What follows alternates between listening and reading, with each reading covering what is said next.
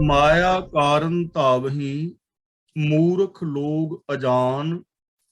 कहो नानक बिन हर भजन बिरथा जन्म सिरान। ਤਾਵਹੀ ਦਾ ਮਤਲਬ ਦੌੜਦੇ ਨੇ, ਫਿਰਦੇ ਨੇ, ਭਟਕਦੇ ਨੇ। ਅਜਾਨ ਦਾ ਮਤਲਬ ਬੇਸਮਝ। ਗੁਰੂ ਜੀ ਬਚਨ ਕਰਦੇ ਹਨ ਕਿ ਮੂਰਖ ਬੇਸਮਝ ਬੰਦੇ ਮਾਇਆ ਦੇ ਕਾਰਨ, ਮਾਇਆ ਕਰਕੇ ਭਟਕਦੇ ਰਹਿੰਦੇ ਨੇ, ਮਾਇਆ ਕਰਦੇ ਫਿਰਦੇ ਰਹਿੰਦੇ ਨੇ, ਜੀਵਨ ਦੇ ਅੰਦਰ ਭਟਕਦੇ ਰਹਿੰਦੇ ਨੇ, ਆਪਣੇ ਜੀਵਨ ਦੇ ਸਹੀ ਗੋਲ ਵੱਲ ਵੱਧਦੇ ਨਹੀਂ ਹਨ। ਮਾਇਆ ਦਾ ਮਤਲਬ ਪੈਸਾ ਵੀ ਹੁੰਦਾ ਹੈ, ਤੇ ਮਾਇਆ ਦਾ ਮਤਲਬ ਹੈ ਸਾਡੀ ਜੋ ਸੋਚ ਹੈ, ਉਹ ਸੋਚ ਜੋ ਸਾਨੂੰ ਹਰ ਇੱਕ ਦੇ ਅੰਦਰ ਹਰੀ ਨਹੀਂ ਵੇਖਣ ਦਿੰਦੀ, ਸਾਨੂੰ ਰੱਬ ਵਰਗੇ ਹੋ ਕੇ ਨਹੀਂ ਜੀਣ ਦਿੰਦੀ। ਉਹ ਸੋਚ ਜੋ ਸਾਡੇ ਅੰਦਰ ਮੇਰ ਤੇਰ ਦੇ ਵਿਤਕਰੇ ਪੈਦਾ ਕਰਦੀ ਹੈ, ਬੰਦੇ ਨੂੰ ਅੰਦਰੋਂ ਹੋਰ ਤੇ ਬਾਹਰੋਂ ਹੋਰ ਬਣਾਉਂਦੀ ਹੈ, ਉਸ ਸੋਚ ਨੂੰ ਮਾਇਆ ਕਹਿੰਦੇ ਨੇ। ਤੇ ਇਸ ਸੋਚ ਦੇ ਕਾਰਨ ਹੀ ਮਨੁੱਖ ਸਾਰੀ ਜ਼ਿੰਦਗੀ ਭਟਕਦਾ ਰਹਿੰਦਾ ਹੈ। ਮੂਰਖ ਬੇਸਮਝ ਬੰਦੇ ਮਾਇਆ ਦੇ ਕਾਰਨ ਭਟਕਾਏ ਹੋਏ ਭਟਕਦੇ ਰਹਿੰਦੇ ਨੇ। ਕਹੋ ਨਾਨਕ ਬਿਨ ਹਰ ਭਜਨ ਬਿਰਥਾ ਜਨਮ ਸਿਰਾਨ। ਬਿਰਥਾ ਦਾ ਮਤਲਬ ਵਿਅਰਥ, ਸਿਰਾਨ ਦਾ ਮਤਲਬ ਬੀਤ ਜਾਂਦਾ ਹੈ। ਬਿਨ ਹਰ ਭਜਨ ਦਾ ਮਤਲਬ ਪ੍ਰਭੂ ਦੀ ਸਿਫਤ ਸਲਾਹ ਕਰਨ ਤੋਂ ਬਿਨਾ। ਤਾਂ ਸਾਹਿਬ ਸ੍ਰੀ ਗੁਰੂ ਤੇਗ ਬਹਾਦਰ ਜੀ ਮਹਾਰਾਜ ਸੁਚੇਤ ਕਰਦੇ ਹੋਏ ਕਹਿੰਦੇ ਨੇ ਕਿ ਪ੍ਰਭੂ ਦੀ ਸਿਫਤ ਸਲਾਹ ਤੋਂ ਬਿਨਾ ਸਾਰਾ ਮਨੁੱਖਾ ਜੀਵਨ ਹੀ ਉਹਨਾਂ ਦਾ ਬੇਕਾਰ ਔਰ ਵਿਅਰਥ ਗੁਜ਼ਰ ਜਾਂਦਾ ਹੈ। ਸਾਰਾ ਮਨੁੱਖਾ ਜਨਮ ਹੀ ਬੇਕਾਰ ਗੁਜ਼ਰ ਜਾਂਦਾ ਹੈ, ਵਿਅਰਥ ਗੁਜ਼ਰ ਜਾਂਦਾ ਹੈ। ਹਰੀ ਦੀ ਸਿਫਤ ਸਲਾਹ ਕਰਨ ਤੋਂ ਬਿਨਾ, ਯਾਨੀ ਰੱਬੀ ਗੁਣਾਂ ਦੀ ਧਾਰਨੀ ਜੇ ਨਾ ਹੋਇਆ ਜਾਏ, ਤਾਂ ਇਹ ਜੀਵਨ ਔਗਣਾਂ ਦੇ ਅੰਦਰ, ਪਾਪਾਂ ਵਿਕਾਰਾਂ ਵਿੱਚ ਬੇਕਾਰ ਗੁਜ਼ਰ ਜਾਂਦਾ ਹੈ। ਤੇ ਜੋ ਮੂਰਖ ਬੇਸਮਝ ਲੋਕ ਨੇ, ਉਹ ਇਸ ਮਾਇਆ ਵਾਲੀ ਸੋਚ ਦੇ ਕਾਰਨ ਭਟਕਦੇ ਰਹਿੰਦੇ ਹਨ, ਰੱਬੀ ਗੁਣਾਂ ਤੋਂ ਟੁੱਟੇ ਰਹਿੰਦੇ ਨੇ। ਪ੍ਰਭੂ ਦੀ ਸਿਫਤ ਸਲਾਹ ਕਰਨ ਤੋਂ ਬਿਨਾ ਉਹਨਾਂ ਦੀ ਸਾਰੀ ਜ਼ਿੰਦਗੀ ਹੀ ਵਿਅਰਥ ਚਲੀ ਜਾਂਦੀ ਹੈ, ਔਰ ਉਹ ਦੁੱਖਾਂ ਦੇ ਭਾਗੀ ਬਣੇ ਰਹਿੰਦੇ ਨੇ। ਜੋ ਪ੍ਰਾਨੀ ਨਿਸਤਿਨ ਭਜੈ ਰੂਪ ਰਾਮ ਤਿਹ ਜਾਨ। ਹਰ ਜਨ ਹਰ ਅੰਤਰ ਨਹੀਂ ਨਾਨਕ ਸਾਚੀ ਮਾਨ। ਨਿਸਤਿਨ ਭਜੈ, ਨਿਸਤਿਨ ਦਾ ਮਤਲਬ ਦਿਨ ਰਾਤ, ਭਜੈ ਦਾ ਮਤਲਬ ਜੋ ਪ੍ਰਭੂ ਦੀ ਸਿਫਤ ਸਲਾਹ ਕਰਦਾ ਹੈ, ਰੱਬੀ ਗੁਣਾਂ ਨੂੰ ਆਪਣੀ ਜ਼ਿੰਦਗੀ ਵਿੱਚ ਇੰਪਲੀਮੈਂਟ ਕਰਦਾ ਹੈ, ਮਨ, ਬਚਨ ਔਰ ਕਰਮ ਕਰਕੇ। ਗੁਰੂ ਜੀ ਕਹਿੰਦੇ ਨੇ ਜਿਹੜਾ ਮਨੁੱਖ ਦਿਨ ਰਾਤ ਪ੍ਰਭੂ ਦੀ ਸਿਫਤ ਸਲਾਹ ਕਰਦਾ ਹੈ, ਰੱਬੀ ਗੁਣਾਂ ਦਾ ਧਾਰਨੀ ਹੁੰਦਾ ਹੈ, ਉਸ ਮਨੁੱਖ ਨੂੰ ਤੂੰ ਰੱਬ ਦਾ ਹੀ ਰੂਪ ਕਰਕੇ ਸਮਝ। ਰੂਪ ਰਾਮ ਤੇ ਜਾਣ ਦਾ ਮਤਲਬ ਉਸ ਨੂੰ ਰੱਬ ਦਾ ਰੂਪ ਹੀ ਸਮਝ, ਉਹਨੂੰ ਰੱਬ ਦਾ ਹੀ ਰੂਪ ਸਮਝੋ। ਹਰ ਜਨ ਹਰ ਅੰਤਰ ਨਹੀਂ ਨਾਨਕ ਸਾਚੀ ਮਾਨ। ਗੁਰੂ ਜੀ ਕਹਿੰਦੇ ਨੇ ਇਹ ਗੱਲ ਸੱਚੀ ਮੰਨ ਲੈ ਕਿ ਰੱਬ ਵਿੱਚ ਔਰ ਰੱਬ ਦੇ ਪਿਆਰੇ ਵਿੱਚ ਕੋਈ ਫਰਕ ਨਹੀਂ ਹੁੰਦਾ। ਰੱਬ ਦੇ ਪਿਆਰੇ ਰੱਬ ਦਾ ਹੀ ਰੂਪ ਹੁੰਦੇ ਨੇ। ਜਿਨ ਜਾਤਾ ਸੋ ਤਿਸ ਹੀ ਜੇਹਾ, ਭੇਦ ਨਾ ਜਾਣੋ ਮਾਨਸ ਦੇਹਾ।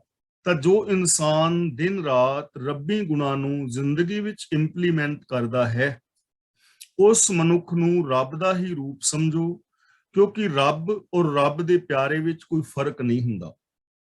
ਦੇਖੋ ਕਿੰਨਾ ਸੌਖਾ ਰਾਸਤਾ ਗੁਰੂ ਪਾਤਸ਼ਾਹ ਜੀ ਸਾਨੂੰ ਸਮਝਾ ਰਹੇ ਹਨ ਕਿ ਜੇ ਰੱਬੀ ਗੁਣਾਂ ਦਾ ਕੋਈ ਬੰਦਾ ਧਾਰਨੀ ਹੈ ਨਾ, ਮਨ ਕਰਕੇ, ਬਚਨਾ ਕਰਕੇ, ਕਰਮਾਂ ਕਰਕੇ, ਤਾਂ ਉਹ ਬੰਦਾ ਰੱਬ ਵਰਗਾ ਹੀ ਹੋ ਜਾਂਦਾ ਹੈ, ਰੱਬ ਦੇ ਵਿੱਚ ਹੀ ਸਮਾ ਜਾਂਦਾ ਹੈ। ਜਿਸ ਦੀ ਮਾਨਸਿਕਤਾ ਵਿੱਚ ਵੀ ਰੱਬੀ ਗੁਣ ਨੇ, ਜਿਸ ਦੇ ਬੋਲਾਂ ਵਿੱਚ ਵੀ ਰੱਬੀ ਗੁਣ ਨੇ, ਔਰ ਜਿਸ ਦੇ ਬਿਹੇਵੀਅਰ ਵਿੱਚ ਵੀ ਰੱਬੀ ਗੁਣ ਨੇ, ਉਹ ਇਨਸਾਨ ਰੱਬ ਦਾ ਰੂਪ ਹੈ। ਰੱਬ ਔਰ ਰੱਬ ਦੇ ਪਿਆਰੇ ਵੱਖਰੇ ਨਹੀਂ ਹੁੰਦੇ, ਇੱਕ ਰੂਪ ਹੀ ਹੁੰਦੇ ਨੇ। ਲੇਕਿਨ ਆਮ ਆਦਮੀ ਜ਼ਿੰਦਗੀ ਦੇ ਅੰਦਰ ਕੀ ਕਰਦਾ ਹੈ? ਮਨ ਮਾਇਆ ਮੈਂ ਫਦ ਰਹਿਓ, ਬਿਸਰਿਓ ਗੋਬਿੰਦ ਨਾਮ। ਕਹੋ ਨਾਨਕ ਬਿਨ ਹਰ ਭਜਨ ਜੀਵਨ ਕੌਨੇ ਕਾਮ। ਫਦ ਰਹਿਓ ਦਾ ਮਤਲਬ ਫਸਿਆ ਰਹਿੰਦਾ ਹੈ, ਬਿਸਰਿਓ ਦਾ ਮਤਲਬ ਭੁੱਲ ਜਾਂਦਾ ਹੈ, ਗੋਬਿੰਦ ਨਾਮ ਦਾ ਮਤਲਬ ਗੋਬਿੰਦ ਦਾ ਹੁਕਮ, ਪ੍ਰਭੂ ਦਾ ਹੁਕਮ, ਰਜ਼ਾ। ਜਿਸ ਮਨੁੱਖ ਦਾ ਮਨ ਹਰ ਵੇਲੇ ਮਾਇਆ ਵਿੱਚ ਹੀ ਫਸਿਆ ਰਹਿੰਦਾ ਹੈ, ਔਰ ਜਿਸ ਨੂੰ ਪ੍ਰਭੂ ਦਾ ਹੁਕਮ ਹਮੇਸ਼ਾ ਭੁੱਲਿਆ ਰਹਿੰਦਾ ਹੈ, ਕਹੋ ਨਾਨਕ ਬਿਨ ਹਰ ਭਜਨ, ਪ੍ਰਭੂ ਦੀ ਸਿਫਤ ਸਲਾਹ ਤੋਂ ਬਿਨਾ ਜੀਵਨ ਕੌਨੇ ਕਾਮ। ਉਸ ਮਨੁੱਖ ਦਾ ਜੀਵਨ ਕਿਸ ਕੰਮ ਦਾ ਹੈ? ਭਾਵ ਉਸ ਮਨੁੱਖ ਦਾ ਜੀਵਨ ਕਿਸੇ ਕੰਮ ਦਾ ਨਹੀਂ, ਉਹਦਾ ਜੀਵਨ ਬੇਕਾਰ ਔਰ ਵਿਅਰਥ ਹੈ। यानी जिस मनुख दा मन, जिहदी सोच हमेशा माया विच ही फसी हुई है और जिसने प्रभु दे हुक्म नूं भुला दिता है, जो रब्बी रजा भाने विच नहीं तुरदा, जो रब्बी गुणां दा धारनी नहीं, तां गुरु पातशाह जी कहंदे ने भी भाई प्रभु दी सिफत सलाह तो बिना, रब्बी गुणां दे धारनी होण तो बिना जीवन कौने काम, उस मनुख दा जीवन किस काम दा है, भाव किसे काम दा नहीं, वो जीवन निकम्मा है जिस मनुख ने जीवन दे अंदर रब्बी गुणां नूं भुलाया होया है।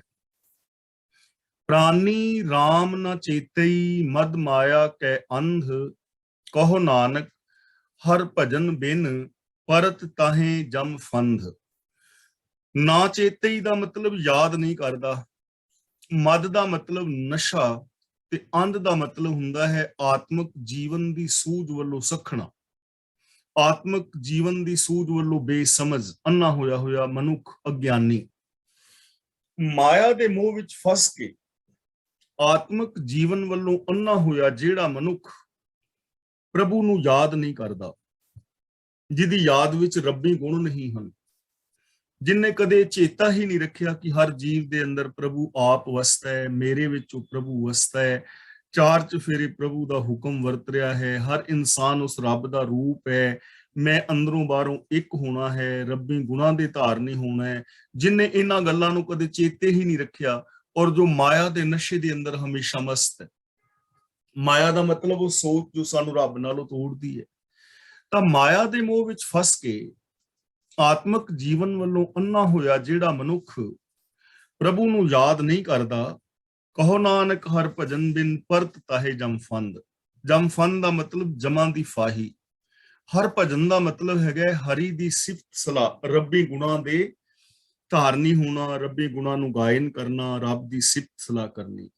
तां गुरु पातशाह जी कहंदे ने कि हे भाई प्रभु दी सिफत सलाह करन तों बिना, ਰੱਬੀ ਗੁਣਾਂ ਨੂੰ ਇੰਪਲੀਮੈਂਟ ਕਰਨ ਤੋਂ ਬਿਨਾ ਉਹਦੇ ਗਲ ਵਿੱਚ ਜਮਾਂ ਦੀਆਂ ਫਾਹੀਆਂ ਪੈ ਜਾਂਦੀਆਂ ਨੇ, ਉਹ ਮਨੁੱਖ ਆਤਮਿਕ ਮੌਤੇ ਮਰ ਜਾਂਦਾ ਹੈ।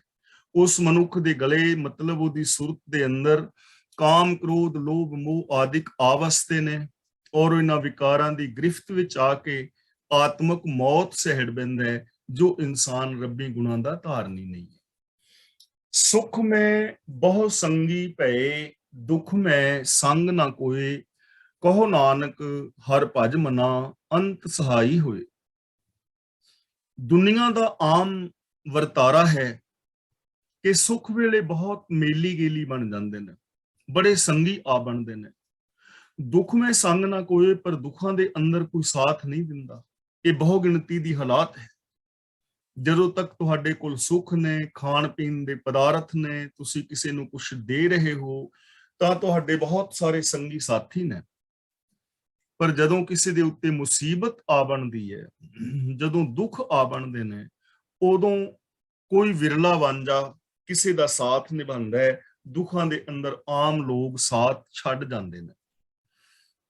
ਆਮ ਕਰਕੇ ਘਰਾਂ ਵਿੱਚ ਵੀ, ਚੌਗਿਰਦੇ ਸਮਾਜ ਵਿੱਚ ਵੀ ਵੇਖਦੇ ਹਾਂ ਕਿ ਕਿਵੇਂ ਬਜ਼ੁਰਗਾਂ ਨੇ ਮਿਹਨਤ ਕਰ ਕਰਕੇ ਪ੍ਰਾਪਰਟੀ ਬਣਾਈ ਹੁੰਦੀ ਹੈ, ਬੱਚਿਆਂ ਨੂੰ ਚੰਗੀਆਂ ਨੌਕਰੀਆਂ ਤੇ ਚੰਗੇ ਮੁਰਾਤਬਾਂ ਤੱਕ ਪਹੁੰਚਾਇਆ ਹੁੰਦਾ ਹੈ, ਪਰ ਚੰਗੇ ਭਲੇ ਘਰਾਂ ਦੇ ਬਜ਼ੁਰਗ ਬਿਰਧ ਆਸ਼ਰਮਾਂ ਦੇ ਵਿੱਚ ਵੇਖੇ ਜਾ ਸਕਦੇ ਨੇ।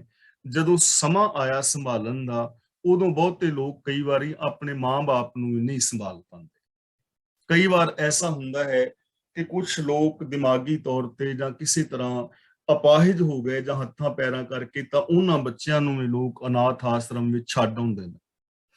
ਐਸੀਆਂ ਹਾਲਾਤਾਂ ਅਸੀਂ ਚਾਰ ਚਫੇਰੇ ਦੇਖਦੇ ਹਾਂ।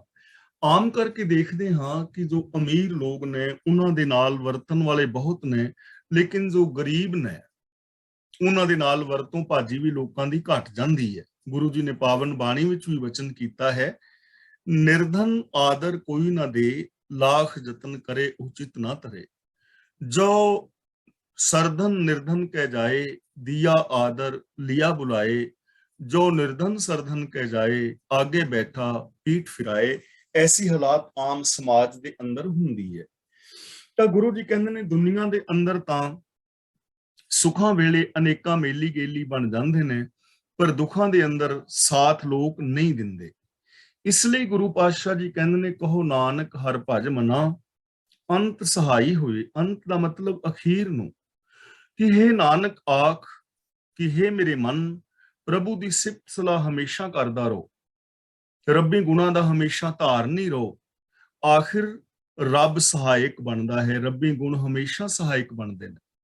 ਤੇਰੇ ਆਤਮਿਕ ਜੀਵਨ ਵਿੱਚ ਸਹਾਇਤਾ ਮਿਲੇਗੀ ਸਿਰਫ ਔਰ ਸਿਰਫ ਰੱਬੀ ਗੁਣਾਂ ਤੋਂ। ਗੁਰੂ ਜੀ ਨੇ ਬੜੇ ਪਿਆਰ ਨਾਲ ਸਮਝਾਇਆ ਹੈ ਕਿ ਜਿਸ ਜੀਵਨ ਸਫਰ ਦੇ ਅੰਦਰ ਤੂੰ ਇਕੱਲਾ ਹੈ, ਜੇ ਤੂੰ ਰੱਬੀ ਗੁਣਾਂ ਦਾ ਧਾਰਨੀ ਤਾਂ ਰੱਬੀ ਗੁਣ ਤੇਰੇ ਜੀਵਨ ਸਫਰ ਦੇ ਅੰਦਰ ਸਹਾਇਕ ਨੇ। ਜਿਸ ਜੀਵਨ ਸਫਰ ਦੇ ਅੰਦਰ ਵਿਕਾਰਾਂ ਦੀ ਬੜੀ ਤਪਸ਼ ਹੈ, ਬੜੀ ਘਾਮ ਹੈ, ਉੱਥੇ ਪ੍ਰਭੂ ਦੇ ਗੁਣਾਂ ਦੀ ਤੇਰੇ ਉੱਤੇ ਸ਼ਾਂਤੀ ਭਰੀ ਛਾਂ ਹੋਵੇਗੀ। ਜਿਸ ਜੀਵਨ ਸਫਰ ਦੇ ਅੰਦਰ ਤੇਰਾ ਕੋਈ ਜਾਣੂ ਪਛਾਣੂ ਨਹੀਂ ਹੈ, ਰੱਬੀ ਗੁਣਾਂ ਦਾ ਜੇ ਤੂੰ ਧਾਰਨੀ ਹੋਏਗਾ ਤਾਂ ਇਹ ਤੇਰੀ ਪਹਿਚਾਨ ਬਣਨਗੇ। ਰੱਬੀ ਗੁਣ ਤੇਰੇ ਆਤਮਿਕ ਜੀਵਨ ਵਿੱਚ ਸਹਾਇਕ ਹੋਣਗੇ। ਇਹ ਗੁਣ ਤੈਨੂੰ ਕਦੇ ਵੀ ਛੱਡ ਕੇ ਜਾਣਗੇ ਨਹੀਂ, ਇਹ ਤੇਰੇ ਸਹਾਇਕ ਨੇ ਆਤਮਿਕ ਜੀਵਨ ਵਿੱਚ। ਤਾਂ ਜਿਨ੍ਹਾਂ ਦੀ ਜ਼ਿੰਦਗੀ ਦੇ ਅੰਦਰ ਰੱਬੀ ਗੁਣ ਨੇ, ਇੱਕ ਤਾਂ ਉਹ ਆਤਮਿਕ ਜੀਵਨ ਜੀ ਰਹੇ ਨੇ, ਆਤਮਿਕ ਜੀਵਨ ਦੇ ਅੰਦਰ ਸਹਾਇਕ ਨੇ ਰੱਬੀ ਗੁਣ। ਰੱਬੀ ਗੁਣਾਂ ਦੇ ਧਾਰਨੀ ਲੋਕਾਂ ਦੇ ਅੰਦਰ ਪੋਜ਼ਿਟਿਵਿਟੀ ਵੀ ਹੈ, ਉਹਨਾਂ ਦੇ ਅੰਦਰ ਵਿਲ ਪਾਵਰ ਵੀ ਹੈ, ਦੁੱਖਾਂ ਨੂੰ ਸਹਾਰਨ ਦੀ क्षमता ਵੀ ਹੈ। ਤੇ ਜਿਹੜੇ ਰੱਬੀ ਗੁਣਾਂ ਦੇ ਧਾਰਨੀ ਨੇ, ਉਹ ਲੋਕ ਹੀ ਕਿਸੇ ਦੇ ਦੁੱਖਾਂ ਦੇ ਅੰਦਰ ਸਹਾਇਕ ਵੀ ਬਣਦੇ ਨੇ, ਉਹ ਲੋਕ ਦੂਜਿਆਂ ਦੀ ਵੀ ਹੈਲਪ ਕਰਦੇ ਨੇ। ਇਸ ਲਈ ਗੁਰੂ ਪਾਤਸ਼ਾਹ ਜੀ ਸਾਨੂੰ ਸਮਝਾ ਰਹੇ ਨੇ ਕਿ ਪਿਆਰਿਓ, ਦੁਨੀਆ ਦੇ ਵਿੱਚ ਤਾਂ ਬੇਸ਼ੱਕ ਆਮ ਜੋ ਲੋਕ ਨੇ ਸੁੱਖਾਂ ਦੇ ਸਾਥੀ ਨੇ, ਦੁੱਖਾਂ ਵਿੱਚ ਸਾਥੀ ਨਹੀਂ ਬਣਦੇ, ਪਰ ਜੋ ਪ੍ਰਭੂ ਹੈ ਉਹ ਹਮੇਸ਼ਾ ਤੇਰਾ ਸੰਗੀ ਔਰ ਸਾਥੀ ਹੈ।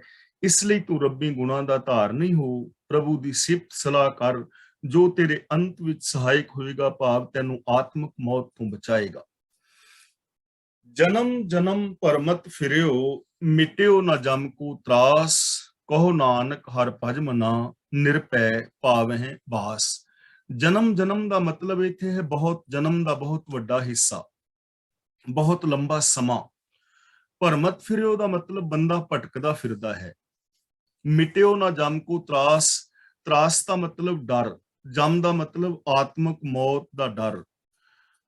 ਬੰਦਾ ਪ੍ਰਭੂ ਨੂੰ ਭੁਲਾ ਕੇ, ਰੱਬੀ ਗੁਣਾਂ ਨੂੰ ਭੁਲਾ ਕੇ ਬਹੁਤ ਮੁੱਦਤ ਤੱਕ, ਬੜੇ ਲੰਬੇ ਜਨਮ ਦੇ ਵਿੱਚ ਯਾਨੀ ਲੰਬੇ ਸਮੇਂ ਦੇ ਅੰਦਰ ਭਟਕਦਾ ਫਿਰਦਾ ਹੈ।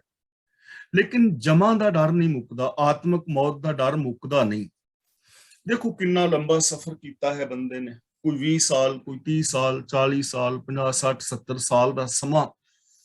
ਬੇਸ਼ੱਕ ਉਹਨੇ ਵਰਤ ਰੱਖੇ ਨੇ, ਨਰਾਤੇ ਰੱਖੇ ਨੇ, ਸਰਾਧ ਕੀਤੇ ਨੇ, ਤੀਰਥਾਂ ਤੇ ਵਿਚਰਿਆ ਹੈ, ਵਿਖਾਵੇ ਦੀ ਪਾਠ ਪੂਜਾ ਕੀਤੀ ਹੈ, ਸਮਾਧੀਆਂ ਲਾਈਆਂ ਨੇ, ਕਿੰਨਾ ਕੁਛ ਕੀਤਾ ਹੈ।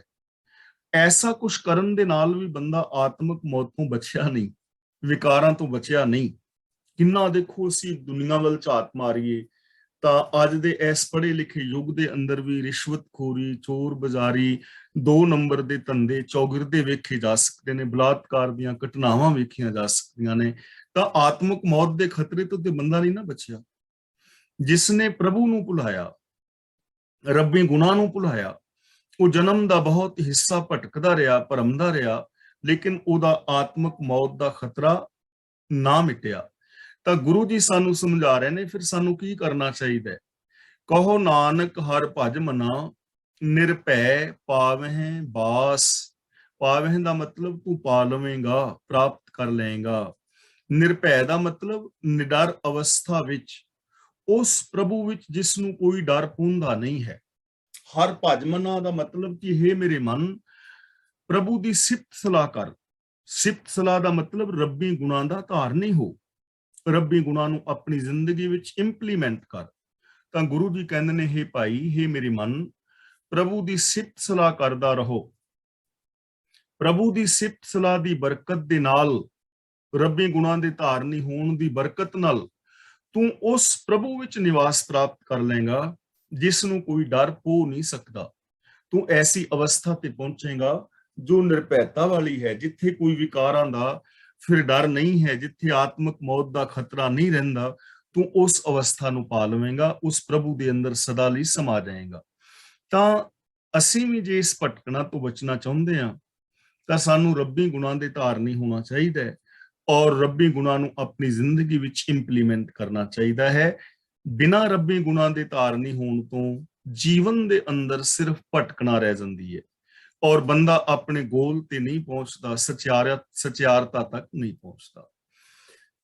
जतन बहुत मैं कर रहो, मिट्यो न मन को मान, दुर्मत स्यों नानक फध्यो, राख लिहो भगवान। जतन बहुत मैं कर रहे हो कि मैं बहुत यतन कीते ने। मन को मान दा मतलब मन दा हंकार, मिट्यो ना नहीं मिटिया। गुरु जी कहते ने मैं अनेकां होर यतन कर चुका हाँ, पर उन्हां यतनां दे नाल मन दा मान नहीं मिटिया, मन अंदरों हंकार नहीं गया। कितने सारे लोग ने जो इनफीरियोरिटी कॉम्पलैक्स के नाल फसे हुए ने, इनफीरियोरिटी कॉम्पलैक्स का शिकार ने। कितने सारे लोग ने जो सुपरियोरिटी कॉम्पलैक्स का शिकार ने। किन्ने लोग ने जो ईगो के अंदर अपनी जिंदगी बर्बाद कर रहे ने। ईगो ने, निके निके हंकारा ने साडी जिंदगी नूं तबाह कीता है, चाहे वो साडे रिश्तियां नातियां विच तरेड़ां पईयां ने, मित्रता विच दरारां पईयां ने। इंसान इंसान तो दूर होया है, इंसान ने इंसान दीयां भावनावां दा कतल कीता है, जां बंदा अपनी ही ईगो और हंकार दी अग दे अंदर हर वेले तड़फदा फिरदा है। मिटिया नहीं ईमान। इन्हें यतन बड़े कीते ने। वो यतन किहड़े ने? जिन्ने भी कर्म कांड ने वो सारे यतन ने। वर्त ने, नराते ने, श्राद्ध ने, त्याग है या योगा आदिक है, ਜਾਂ ਮਾਲਾ ਵਗੈਰਾ ਫੇਰਨੀਆਂ ਨੇ, ਸਮਾਧੀਆਂ ਲਾਣੀਆਂ ਨੇ, ਪਹਾੜਾਂ ਤੇ ਚੜ ਜਾਣਾ ਹੈ, ਜਾਂ ਜੰਗਲਾਂ ਵਿੱਚ ਭਟਕਣਾ ਹੈ, ਗੁਫਾਵਾਂ ਔਰ ਕੰਦਰਾਵਾਂ ਦੇ ਵਿੱਚ ਵੜਨਾ ਹੈ, ਨਗਨ ਫਿਰਨਾ ਹੈ, ਕਰਪਾਤੀ ਰਹਿਣਾ ਹੈ, ਜਾਂ ਤੀਰਥਾਂ ਤੇ ਇਸ਼ਨਾਨ ਕਰਨਾ ਹੈ, ਪੁੰਨ ਦਾਨ ਕਰਨਾ ਹੈ, ਜਾਂ ਪਾਠ ਪੂਜਾ ਆਦਿ ਕਰਨੀ। ਕਿੰਨੇ ਯਤਨ ਕੀਤੇ ਨੇ ਬੰਦੇ ਨੇ, ਪਰ ਇਹਨਾਂ ਯਤਨਾਂ ਦੇ ਨਾਲ ਮਾਨ ਨਹੀਂ ਮਿਟਿਆ। ਜੇ ਮਾਨ ਮਿਟਿਆ ਹੁੰਦਾ, ਜਿਸ ਦਾ ਮਾਨ ਮਿਟਿਆ ਹੈ, ਉਹਦੀ ਨਿਸ਼ਾਨੀ ਕੀ ਹੈ? ਉਹਦੀ ਨਿਸ਼ਾਨੀ ਹੈ ਕਿ ਉਹ ਰੱਬੀ ਰਜ਼ਾ ਦੇ ਵਿੱਚ ਤੁਰੇਗਾ, ਉਹਦੇ ਅੰਦਰ ਨਿਮਰਤਾ ਹੋਏਗੀ। ਜੇ ਅਸੀਂ ਆਪਣੀ ਜ਼ਿੰਦਗੀ ਨੂੰ ਪਰਖਣਾ ਹੋਵੇ ਕਿ ਸਾਡਾ ਮਾਨ ਮਿਟਿਆ ਹੈ ਜਾਂ ਨਹੀਂ, ਤਾਂ ਅਸੀਂ ਪੈਮਾਨਾ ਕੀ ਰੱਖੀਏ? ਮੈਂ ਆਪਣੇ ਜੀਵਨ ਲਈ ਕੀ ਪੈਮਾਨਾ ਰੱਖਾਂ? ਤਾਂ ਮੇਰੇ ਕੋਲ ਇੱਕ ਹੀ ਪੈਮਾਨਾ ਹੈ ਕਿ ਜੇ ਤਾਂ ਮੇਰੀ ਜ਼ਿੰਦਗੀ ਗੁਰਬਾਣੀ ਮੁਤਾਬਕ ਹੈ ਤਾਂ ਫਿਰ ਸਮਝ ਲਓ ਮੇਰੀ ਜ਼ਿੰਦਗੀ ਦਾ ਮਾਣ ਮਿਟ ਗਿਆ ਹੈ, ਕਿਉਂਕਿ ਮੈਂ ਗੁਰੂ ਦੇ ਬਚਨਾਂ ਨੂੰ ਮੰਨ ਲਿਆ ਔਰ ਗੁਰੂ ਦੇ ਬਚਨਾਂ ਮੁਤਾਬਕ ਮੈਂ ਜੀ ਰਿਹਾ ਹਾਂ, ਮਨ, ਬਚਨ ਔਰ ਕਰਮ ਕਰਕੇ। ਤੇ ਜੇ ਮੈਂ ਗੁਰੂ ਦੇ ਬਚਨਾਂ ਮੁਤਾਬਕ ਨਹੀਂ ਜੀ ਰਿਹਾ ਤਾਂ ਇਹਦਾ ਮਤਲਬ ਮੇਰੀ ਜ਼ਿੰਦਗੀ ਦੇ ਅੰਦਰ ਈਗੋ ਹੈ। ਮੈਂ ਏਡਾ ਹੰਕਾਰੀ ਹਾਂ ਕਿ ਮੈਂ ਗੁਰੂ ਦੇ ਬਚਨ ਵੀ ਨਹੀਂ ਮੰਨ ਰਿਹਾ। ਤਾਂ ਸਾਡੇ ਕੋਲ ਤਾਂ ਬਹੁਤ ਚੰਗਾ ਰਾਸਤਾ ਹੈ, ਬੜਾ ਚੰਗਾ ਪੈਮਾਨਾ ਹੈ। ਸਾਡੇ ਕੋਲ ਗੁਰਬਾਣੀ ਕਸਵੱਟੀ ਹੈ। ਗੁਰਬਾਣੀ ਦੇ ਆਧਾਰ ਤੇ ਅਸੀਂ ਆਪਣੇ ਆਪ ਨੂੰ ਪਰਖ ਸਕਦੇ ਹਾਂ। ਤਾਂ ਹੋਰ ਜਿੰਨੇ ਵੀ ਕਰਮ ਨੇ, ਉਹਨਾਂ ਕਰਮਾਂ ਦੇ ਨਾਲ ਈਗੋ ਨਹੀਂ ਮਿਟੇਗੀ। ਈਗੋ ਮਿਟੇਗੀ ਰੱਬੀ ਰਜ਼ਾ ਦੇ ਵਿੱਚ ਤੁਰਨ ਦੇ ਨਾਲ। ਤਾਂ ਗੁਰੂ ਪਾਤਸ਼ਾਹ ਜੀ ਸਾਨੂੰ ਸਮਝਾ ਰਹੇ ਨੇ ਕਿ ਮੈਂ ਬਹੁਤ ਯਤਨ ਕਰ ਚੁੱਕਾ ਹਾਂ, ਉਹਨਾਂ ਯਤਨਾਂ ਨਾਲ ਮਨ ਦਾ ਹੰਕਾਰ ਨਹੀਂ ਮਿਟਿਆ। ਤੇ ਇਸ ਹੰਕਾਰ ਵਿੱਚ ਫਸਣ ਦਾ ਕਾਰਨ ਦੱਸ ਰਹੇ ਨੇ। ਦੁਰਮਤ ਸਿਉ ਨਾਨਕ ਫਧਿਓ। ਫਧਿਓ ਦਾ ਮਤਲਬ ਫਸਿਆ ਰਹਿੰਦਾ ਹੈ। ਦੁਰਮਤ ਦਾ ਮਤਲਬ ਖੋਟੀ ਮਤ। ਕਿ हे ਨਾਨਕ, ਇਹ ਮਨ ਖੋਟੀ ਮਤ ਦੇ ਨਾਲ ਚੰਬੜਿਆ ਰਹਿੰਦਾ ਹੈ, ਖੋਟੀ ਮਤ ਦੇ ਨਾਲ ਚੰਬੜਿਆ ਰਹਿੰਦਾ ਹੈ। ਰਾਖ ਲਿਓ ਭਗਵਾਨ ਕਿ हे ਪ੍ਰਭੂ, ਤੂੰ ਆਪ ਹੀ ਇਸ ਦੀ ਰੱਖਿਆ ਕਰ, ਤੂੰ ਹੀ ਇਸ ਨੂੰ ਬਚਾ ਸਕਣਾ ਹੈ। ਤਾਂ ਅਹੰਕਾਰ ਦੇ ਅੰਦਰ ਮਨ ਫਸਿਆ ਹੈ ਤਾਂ ਉਹਦਾ ਕਾਰਨ ਮਨੁੱਖ ਦੀ ਖੋਟੀ ਮਤ ਹੈ। ਜੇ ਆਪਣੇ ਗਿਆਨ ਦਾ ਸਹੀ ਪ੍ਰਯੋਗ ਕਰੇ, ਸਹੀ ਵਰਤੋਂ ਵਿੱਚ ਲਿਆਏ ਗੁਰਮਤ ਆਸ਼ੇ ਅਨੁਸਾਰ, ਤਾਂ ਮਨ ਅੰਦਰ ਨਿਮਰਤਾ ਆ ਸਕਦੀ ਸੀ। ਲੇਕਿਨ ਇਹਨੇ ਖੋਟੀ ਮਤ ਦੇ ਨਾਲ ਆਪਣਾ ਸੰਬੰਧ ਬਣਾਇਆ, ਇਸ ਕਰਕੇ ਮਨ ਅੰਦਰ ਨਿਮਰਤਾ ਨਹੀਂ ਆ ਸਕੀ। ਅਸੀਂ ਰੋਜ਼ ਅਰਦਾਸ ਕਰਦੇ ਹਾਂ ਨਾ, ਸਿੱਖਾਂ ਦਾ ਮਨ ਨੀਵਾਂ, ਮਤ ਉੱਚੀ, ਮਤ ਕਾ ਰਾਖਾ ਆਪ ਵਾਹਿਗੁਰੂ। ਮਨ ਨੀਵਾਂ ਚਾਹੀਦਾ ਹੈ ਤੇ ਮਤ ਉੱਚੀ ਚਾਹੀਦੀ ਹੈ। ਮਨ ਨੀਵਾਂ ਔਰ ਮਤ ਉੱਚੀ ਦਾ ਮੀਨਿੰਗ ਕੀ ਹੈ, ਸਮਝਣਾ ਹੈ ਇਸ ਨੂੰ। ਹੁਣ ਦੇਖੋ, ਮਨ ਕੀ ਹੈ? ਦਿਮਾਗ ਦੀ ਉਸ ਐਕਟੀਵਿਟੀ ਦਾ ਨਾਮ ਮਨ ਹੈ ਜਿਸ ਤਰ੍ਹਾਂ ਹੀ ਸਾਡੇ ਅੰਦਰ ਵਿਚਾਰ ਪੈਦਾ ਹੁੰਦੇ ਨੇ। ਜਿਵੇਂ ਮੰਨ ਲਓ ਸਾਡੇ ਮਨ ਵਿੱਚ ਵਿਚਾਰ ਆਇਆ ਕਿ ਪਾਠ ਕਰੀਏ, ਤਾਂ ਇਹ ਇੱਕ ਵਿਚਾਰ ਹੈ। ਅਸੀਂ ਸੈਰ ਕਰਨ ਚੱਲੀਏ, ਇੱਕ ਵਿਚਾਰ ਹੈ। ਮੈਂ ਸ਼ਰਾਬ ਪੀਵਾਂ ਤਾਂ ਇੱਕ ਵਿਚਾਰ ਹੈ। ਮਨ ਦੇ ਅੰਦਰ ਵਿਚਾਰ ਆਉਂਦੇ ਨੇ। ਹੁਣ ਕਿਹੜਾ ਵਿਚਾਰ ਠੀਕ ਹੈ, ਕਿਹੜਾ ਵਿਚਾਰ ਗਲਤ ਹੈ, ਇਸ ਦਾ ਨਿਰਣਾ ਜਿਸਨੇ ਕਰਨਾ ਹੈ ਉਹਨੂੰ ਬੁੱਧੀ ਕਹਿੰਦੇ ਨੇ। ਮਨ ਦਿਮਾਗ ਦੀ ਉਹ ਐਕਟੀਵਿਟੀ ਜੋ ਸਾਡੇ ਮਨ ਦੇ ਵਿਚਾਰਾਂ ਦਾ ਠੀਕ ਔਰ ਗਲਤ ਦਾ ਨਿਰਣਾ ਕਰਦੀ ਹੈ, ਕਿਹੜੀ ਚੀਜ਼ ਠੀਕ ਹੈ ਕਿਹੜੀ ਗਲਤ ਹੈ, ਉਹਦਾ ਨਿਰਣਾ ਕਰਨ ਵਾਲੀ ਐਕਟੀਵਿਟੀ ਦਾ ਨਾਮ ਹੈ ਬੁੱਧੀ। ਹੁਣ ਜੇ ਮਤ ਨੇ ਫੈਸਲਾ ਸਹੀ ਲੈ ਲਿਆ, ਮੰਨ ਲਓ ਵਿਚਾਰ ਆਇਆ ਕਿ ਸ਼ਰਾਬ ਪੀਣਾ, ਹੁਣ ਜੇ ਮਤ ਨੇ ਫੈਸਲਾ ਲੈ ਲਿਆ ਕਿ ਸ਼ਰਾਬ ਪੀਣਾ ਠੀਕ ਹੈ ਤੇ ਸ਼ਰਾਬ ਪੀਣੀ ਸ਼ੁਰੂ ਕਰ ਦਿੱਤੀ, ਇਹ ਫੈਸਲਾ ਗਲਤ ਹੈ ਤੇ ਇਹ ਫੈਸਲਾ ਜਿਹੜਾ ਹੈ ਮੇਰਾ ਨੁਕਸਾਨ ਕਰੇਗਾ, ਮੇਰੀਆਂ ਕਿਡਨੀਆਂ ਖਰਾਬ ਹੋਣਗੀਆਂ, ਲੀਵਰ ਖਰਾਬ ਹੋਏਗਾ, ਮੇਰੇ ਰਿਸ਼ਤੇ ਖਰਾਬ ਹੋਣਗੇ, ਪ੍ਰਾਪਰਟੀ ਖਰਾਬ ਹੋਏਗੀ, ਕਿਉਂਕਿ ਮੇਰੇ ਮਨ ਦੇ ਵਿਚਾਰਾਂ ਨੂੰ ਮਤ ਨੇ ਜਿਹੜਾ ਹੈ ਗਲਤ ਗਾਈਡ ਕੀਤਾ ਤੇ ਮਨ ਉਹਦੇ ਪਿੱਛੇ ਲੱਗਿਆ। ਤੇ ਜੇ ਮੇਰੀ ਮਤ ਠੀਕ ਹੋਵੇ, ਮੈਂ ਮਤ ਦਾ ਠੀਕ ਯੂਜ਼ ਕਰਾਂ ਔਰ ਮਤ ਇਹ ਫੈਸਲਾ ਦੇਵੇ ਕਿ ਸ਼ਰਾਬ ਪੀਣਾ ਬਿਲਕੁਲ ਗਲਤ ਹੈ, ਮਤ ਨੇ ਸਹੀ ਫੈਸਲਾ ਲਿਆ, ਹੁਣ ਮੈਂ ਜਿਹੜਾ ਹੈ ਸਿਹਤ ਵੀ ਮੇਰੀ ਠੀਕ ਰਹੇਗੀ, ਰਿਸ਼ਤੇ ਵੀ ਠੀਕ ਰਹਿਣਗੇ, ਜਿਹੜਾ ਨੁਕਸਾਨ ਹੋਣਾ ਸੀ ਉਹ ਵੱਧ ਜਾਏਗਾ। ਇਹਦਾ ਮਤਲਬ ਮਨੁੱਖ ਖੋਟੀ ਮਤ ਕਰਕੇ ਫਸਿਆ ਰਹਿੰਦਾ ਹੈ। ਰਾਖ ਲਿਓ ਭਗਵਾਨ। ਹੁਣ ਦੇਖੋ ਮਤ ਉੱਚੀ ਹੋਣੀ ਚਾਹੀਦੀ ਹੈ, ਮਨ ਮਤ ਦੇ ਅਧੀਨ ਹੋਣਾ ਚਾਹੀਦਾ, ਪਰ ਜੇ ਮਤ ਪੁੱਠੀ ਹੋਈ ਤਾਂ ਫਿਰ ਗੜਬੜ ਹੋ ਗਈ ਨਾ। ਇਸ ਲਈ ਰੋਜ਼ ਅਸੀਂ ਅਰਦਾਸ ਕਰਦੇ ਹਾਂ, ਮਤ ਕਾ ਰਾਖਾ ਆਪ ਵਾਹਿਗੁਰੂ। ਮਤ ਨੂੰ ਗੁਰੂ ਦੇ ਅਧੀਨ ਰੱਖਣਾ ਹੈ, ਮਤ ਨੂੰ ਗੁਰੂ ਦੇ ਅਧੀਨ ਰੱਖਣਾ ਹੈ, ਗੁਰੂ ਦੇ ਮਤ ਅਨੁਸਾਰ ਜੋ ਫੈਸਲਾ ਹੋਵੇਗਾ ਉਹ ਠੀਕ ਹੋਏਗਾ। ਇਸ ਲਈ ਰਾਖ ਲਿਓ ਭਗਵਾਨ ਕਿ हे ਪ੍ਰਭੂ ਤੂੰ ਆਪ ਮੇਰੀ ਰੱਖਿਆ ਕਰ, ਆਪ ਮੈਨੂੰ ਸੁਮਤ ਬਖਸ਼ਿਸ਼ ਕਰ, ਜਿਸ ਕਰਕੇ ਮੈਂ ਇਸ ਖੋਟੀ ਮਤ ਦੇ ਚੱਕਰ ਤੋਂ ਨਿਕਲ ਸਕਾਂ ਔਰ ਮੈਂ ਵਿਕਾਰਾਂ ਤੋਂ ਬਚ ਸਕਾਂ। ਬਾਲ ਜਵਾਨੀ ਅਰ ਬਿਰਧ ਫੁਨ ਤੀਨ ਅਵਸਥਾ ਜਾਨ, ਕਹੋ ਨਾਨਕ ਹਰ ਭਜਨ ਬਿਨ ਬਿਰਥਾ ਸਭ ਹੀ ਮਾਨ। ਬਾਲ ਦਾ ਮਤਲਬ ਬਚਪਨਾ, ਅਰ ਦਾ ਮਤਲਬ ਅਤੇ, ਬਿਰਧ ਦਾ ਮਤਲਬ ਬੁਢੇਪਾ, ਫੁਨ ਦਾ ਮਤਲਬ ਫਿਰ। ਬਾਲ ਅਵਸਥਾ, ਜਵਾਨੀ ਦੀ ਅਵਸਥਾ ਔਰ ਫਿਰ ਬੁਢੇਪੇ ਦੀ ਅਵਸਥਾ। ਗੁਰੂ ਜੀ ਕਹਿੰਦੇ ਨੇ ਉਮਰ ਦੀਆਂ ਇਹ ਤਿੰਨ ਅਵਸਥਾ ਸਮਝ ਲੈ। ਜਾਣ ਦਾ ਮਤਲਬ ਸਮਝ ਲੈ, ਜੋ ਮਨੁੱਖ ਤੇ ਆਉਂਦੀਆਂ ਨੇ। ਵੈਸਤੇ ਦੀਆਂ ਅਨੇਕ ਅਵਸਥਾਵਾਂ ਨੇ, ਪਰ ਤਿੰਨ ਮੋਟੀਆਂ-ਮੋਟੀਆਂ ਅਵਸਥਾਵਾਂ ਨੇ, ਬਚਪਨਾ, ਜਵਾਨੀ ਔਰ ਬੁਢੇਪਾ। ਗੁਰੂ ਜੀ ਕਹਿੰਦੇ ਨੇ ਇਹ ਤਿੰਨ ਅਵਸਥਾਵਾਂ ਨੂੰ ਸਮਝ, ਜਿਹੜੀਆਂ ਮਨੁੱਖੀ ਜ਼ਿੰਦਗੀ ਵਿੱਚ ਆਉਂਦੀਆਂ ਨੇ ਸਰੀਰਕ ਤੌਰ ਤੇ। ਕਹੋ ਨਾਨਕ ਹਰ ਭਜਨ ਬਿਨ ਬਿਰਥਾ ਸਭ ਹੀ ਮਾਨ। ਮਾਨ ਦਾ ਮਤਲਬ ਮੰਨ ਲੈ। ਗੁਰੂ ਜੀ ਕਹਿੰਦੇ ਹਨ ਕਿ ਪ੍ਰਭੂ ਦੀ ਸਿਫਤ ਸਲਾਹ ਤੋਂ ਬਿਨਾ ਇਹ ਸਾਰੀਆਂ ਹੀ ਵਿਅਰਥ ਜਾਂਦੀਆਂ ਨੇ, ਬੇਕਾਰ ਜਾਂਦੀਆਂ ਨੇ। ਹਰ ਭਜਨ ਦਾ ਮਤਲਬ ਪ੍ਰਭੂ ਦੀ ਸਿਫਤ ਸਲਾਹ, ਰੱਬੀ ਗੁਣ। ਜੇ ਬੰਦਾ ਰੱਬੀ ਗੁਣਾਂ ਦਾ ਧਾਰਨੀ ਨਹੀਂ ਹੈ ਤਾਂ ਇਹ ਤਿੰਨੇ ਹੀ ਅਵਸਥਾਵਾਂ ਬੇਕਾਰ ਚੱਲੀਆਂ ਜਾਣਗੀਆਂ। ਬਚਪਨ ਦੇ ਅੰਦਰ ਜੇ ਔਗਣ ਨੇ, ਵਿਕਾਰ ਨੇ, ਪਾਪ ਨੇ, ਯਾਨੀ ਜੇ ਬਚਪਨਾ ਠੀਕ ਰਾਹਾਂ ਤੇ ਨਹੀਂ ਤਾਂ ਬਚਪਨ ਬੇਕਾਰ ਹੋ ਜਾਏਗਾ। ਜੇ ਹੁਣ ਕਿਸੇ ਬੱਚੇ ਨੂੰ ਸਕੂਲ ਨਾ ਭੇਜਿਆ ਜਾਏ, ਪੜਾਇਆ ਨਾ ਜਾਏ, ਉਹਨੂੰ ਚੰਗੀ ਸੰਗਤ ਨਾ ਮਿਲੇ ਤਾਂ ਬਚਪਨਾ ਬੇਕਾਰ ਹੋ ਜਾਏਗਾ ਨਾ। ਜਵਾਨੀ ਦੇ ਅੰਦਰ ਜੇ ਚੰਗੀ ਸੰਗਤ ਨਹੀਂ, ਸ਼ੁਭ ਗੁਣ ਨਹੀਂ ਹਨ ਤਾਂ ਜਵਾਨੀ ਬੇਕਾਰ ਹੋ ਜਾਏਗੀ। ਔਰ ਜੇ ਬੁਢੇਪੇ ਦੇ ਅੰਦਰ ਚੰਗੇ ਗੁਣ ਨਹੀਂ ਤਾਂ ਬੁਢੇਪਾ ਬੇਕਾਰ ਹੈ। ਜ਼ਿੰਦਗੀ ਤਾਂ ਹੀ ਸਫਲੀ ਹੈ ਨਾ ਜੇ ਜੀਵਨ ਵਿੱਚ ਗੁਣ ਨੇ। ਸਚਾਈ ਹੈ, ਦਇਆ ਹੈ, ਪਿਆਰ ਹੈ, ਮੁਹੱਬਤ ਹੈ, ਨਿਮਰਤਾ, ਨਿਰਭੈਤਾ, ਨਿਰਵੈਰਤਾ, ਸੱਚੇ ਗਿਆਨ ਦੀ ਪ੍ਰਾਪਤੀ ਕਰਨੀ, ਦੁਨੀਆ ਦਾ ਭਲਾ ਕਰਨਾ, ਚੰਗੇ ਰਾਹਾਂ ਤੇ ਤੁਰਨਾ। ਜੇ ਇਹ ਗੁਣ ਹੈ ਨੇ, ਜੀਵਨ ਤਾਂ ਹੀ ਸਫਲ ਹੈ, ਜੀਵਨ ਤਾਂ ਹੀ ਸੁਖਦਾਈ ਹੈ। ਤੇ ਜੇ ਇਹ ਗੁਣ ਨਹੀਂ ਹਨ ਤਾਂ ਚਾਹੇ ਬਚਪਨਾ ਹੈ, ਜਵਾਨੀ ਹੈ ਜਾਂ ਬੁਢੇਪਾ ਹੈ, ਉਹ ਵਿਅਰਥ ਚਲਾ ਜਾਏਗਾ। ਤਾਂ ਗੁਰੂ ਪਾਤਸ਼ਾਹ ਜੀ ਕਹਿੰਦੇ ਨੇ ਭਲਿਆ ਤਿੰਨ ਅਵਸਥਾਵਾਂ ਸਰੀਰ ਤੇ ਆਉਂਦੀਆਂ ਨੇ, ਤਿੰਨੇ ਹੀ ਅਵਸਥਾਵਾਂ ਸਫਲੀਆਂ ਤਾਂ ਨੇ ਜੇ ਰੱਬੀ ਗੁਣਾਂ ਦੇ ਨਾਲ ਜੁੜਿਆ ਜਾਏ। ਜੇ ਰੱਬੀ ਗੁਣ ਨਹੀਂ ਹਨ ਤਾਂ ਇਹ ਤਿੰਨੇ ਹੀ ਅਵਸਥਾਵਾਂ ਬੇਕਾਰ, ਵਿਅਰਥ ਚਲੀਆਂ ਜਾਂਦੀਆਂ ਨੇ।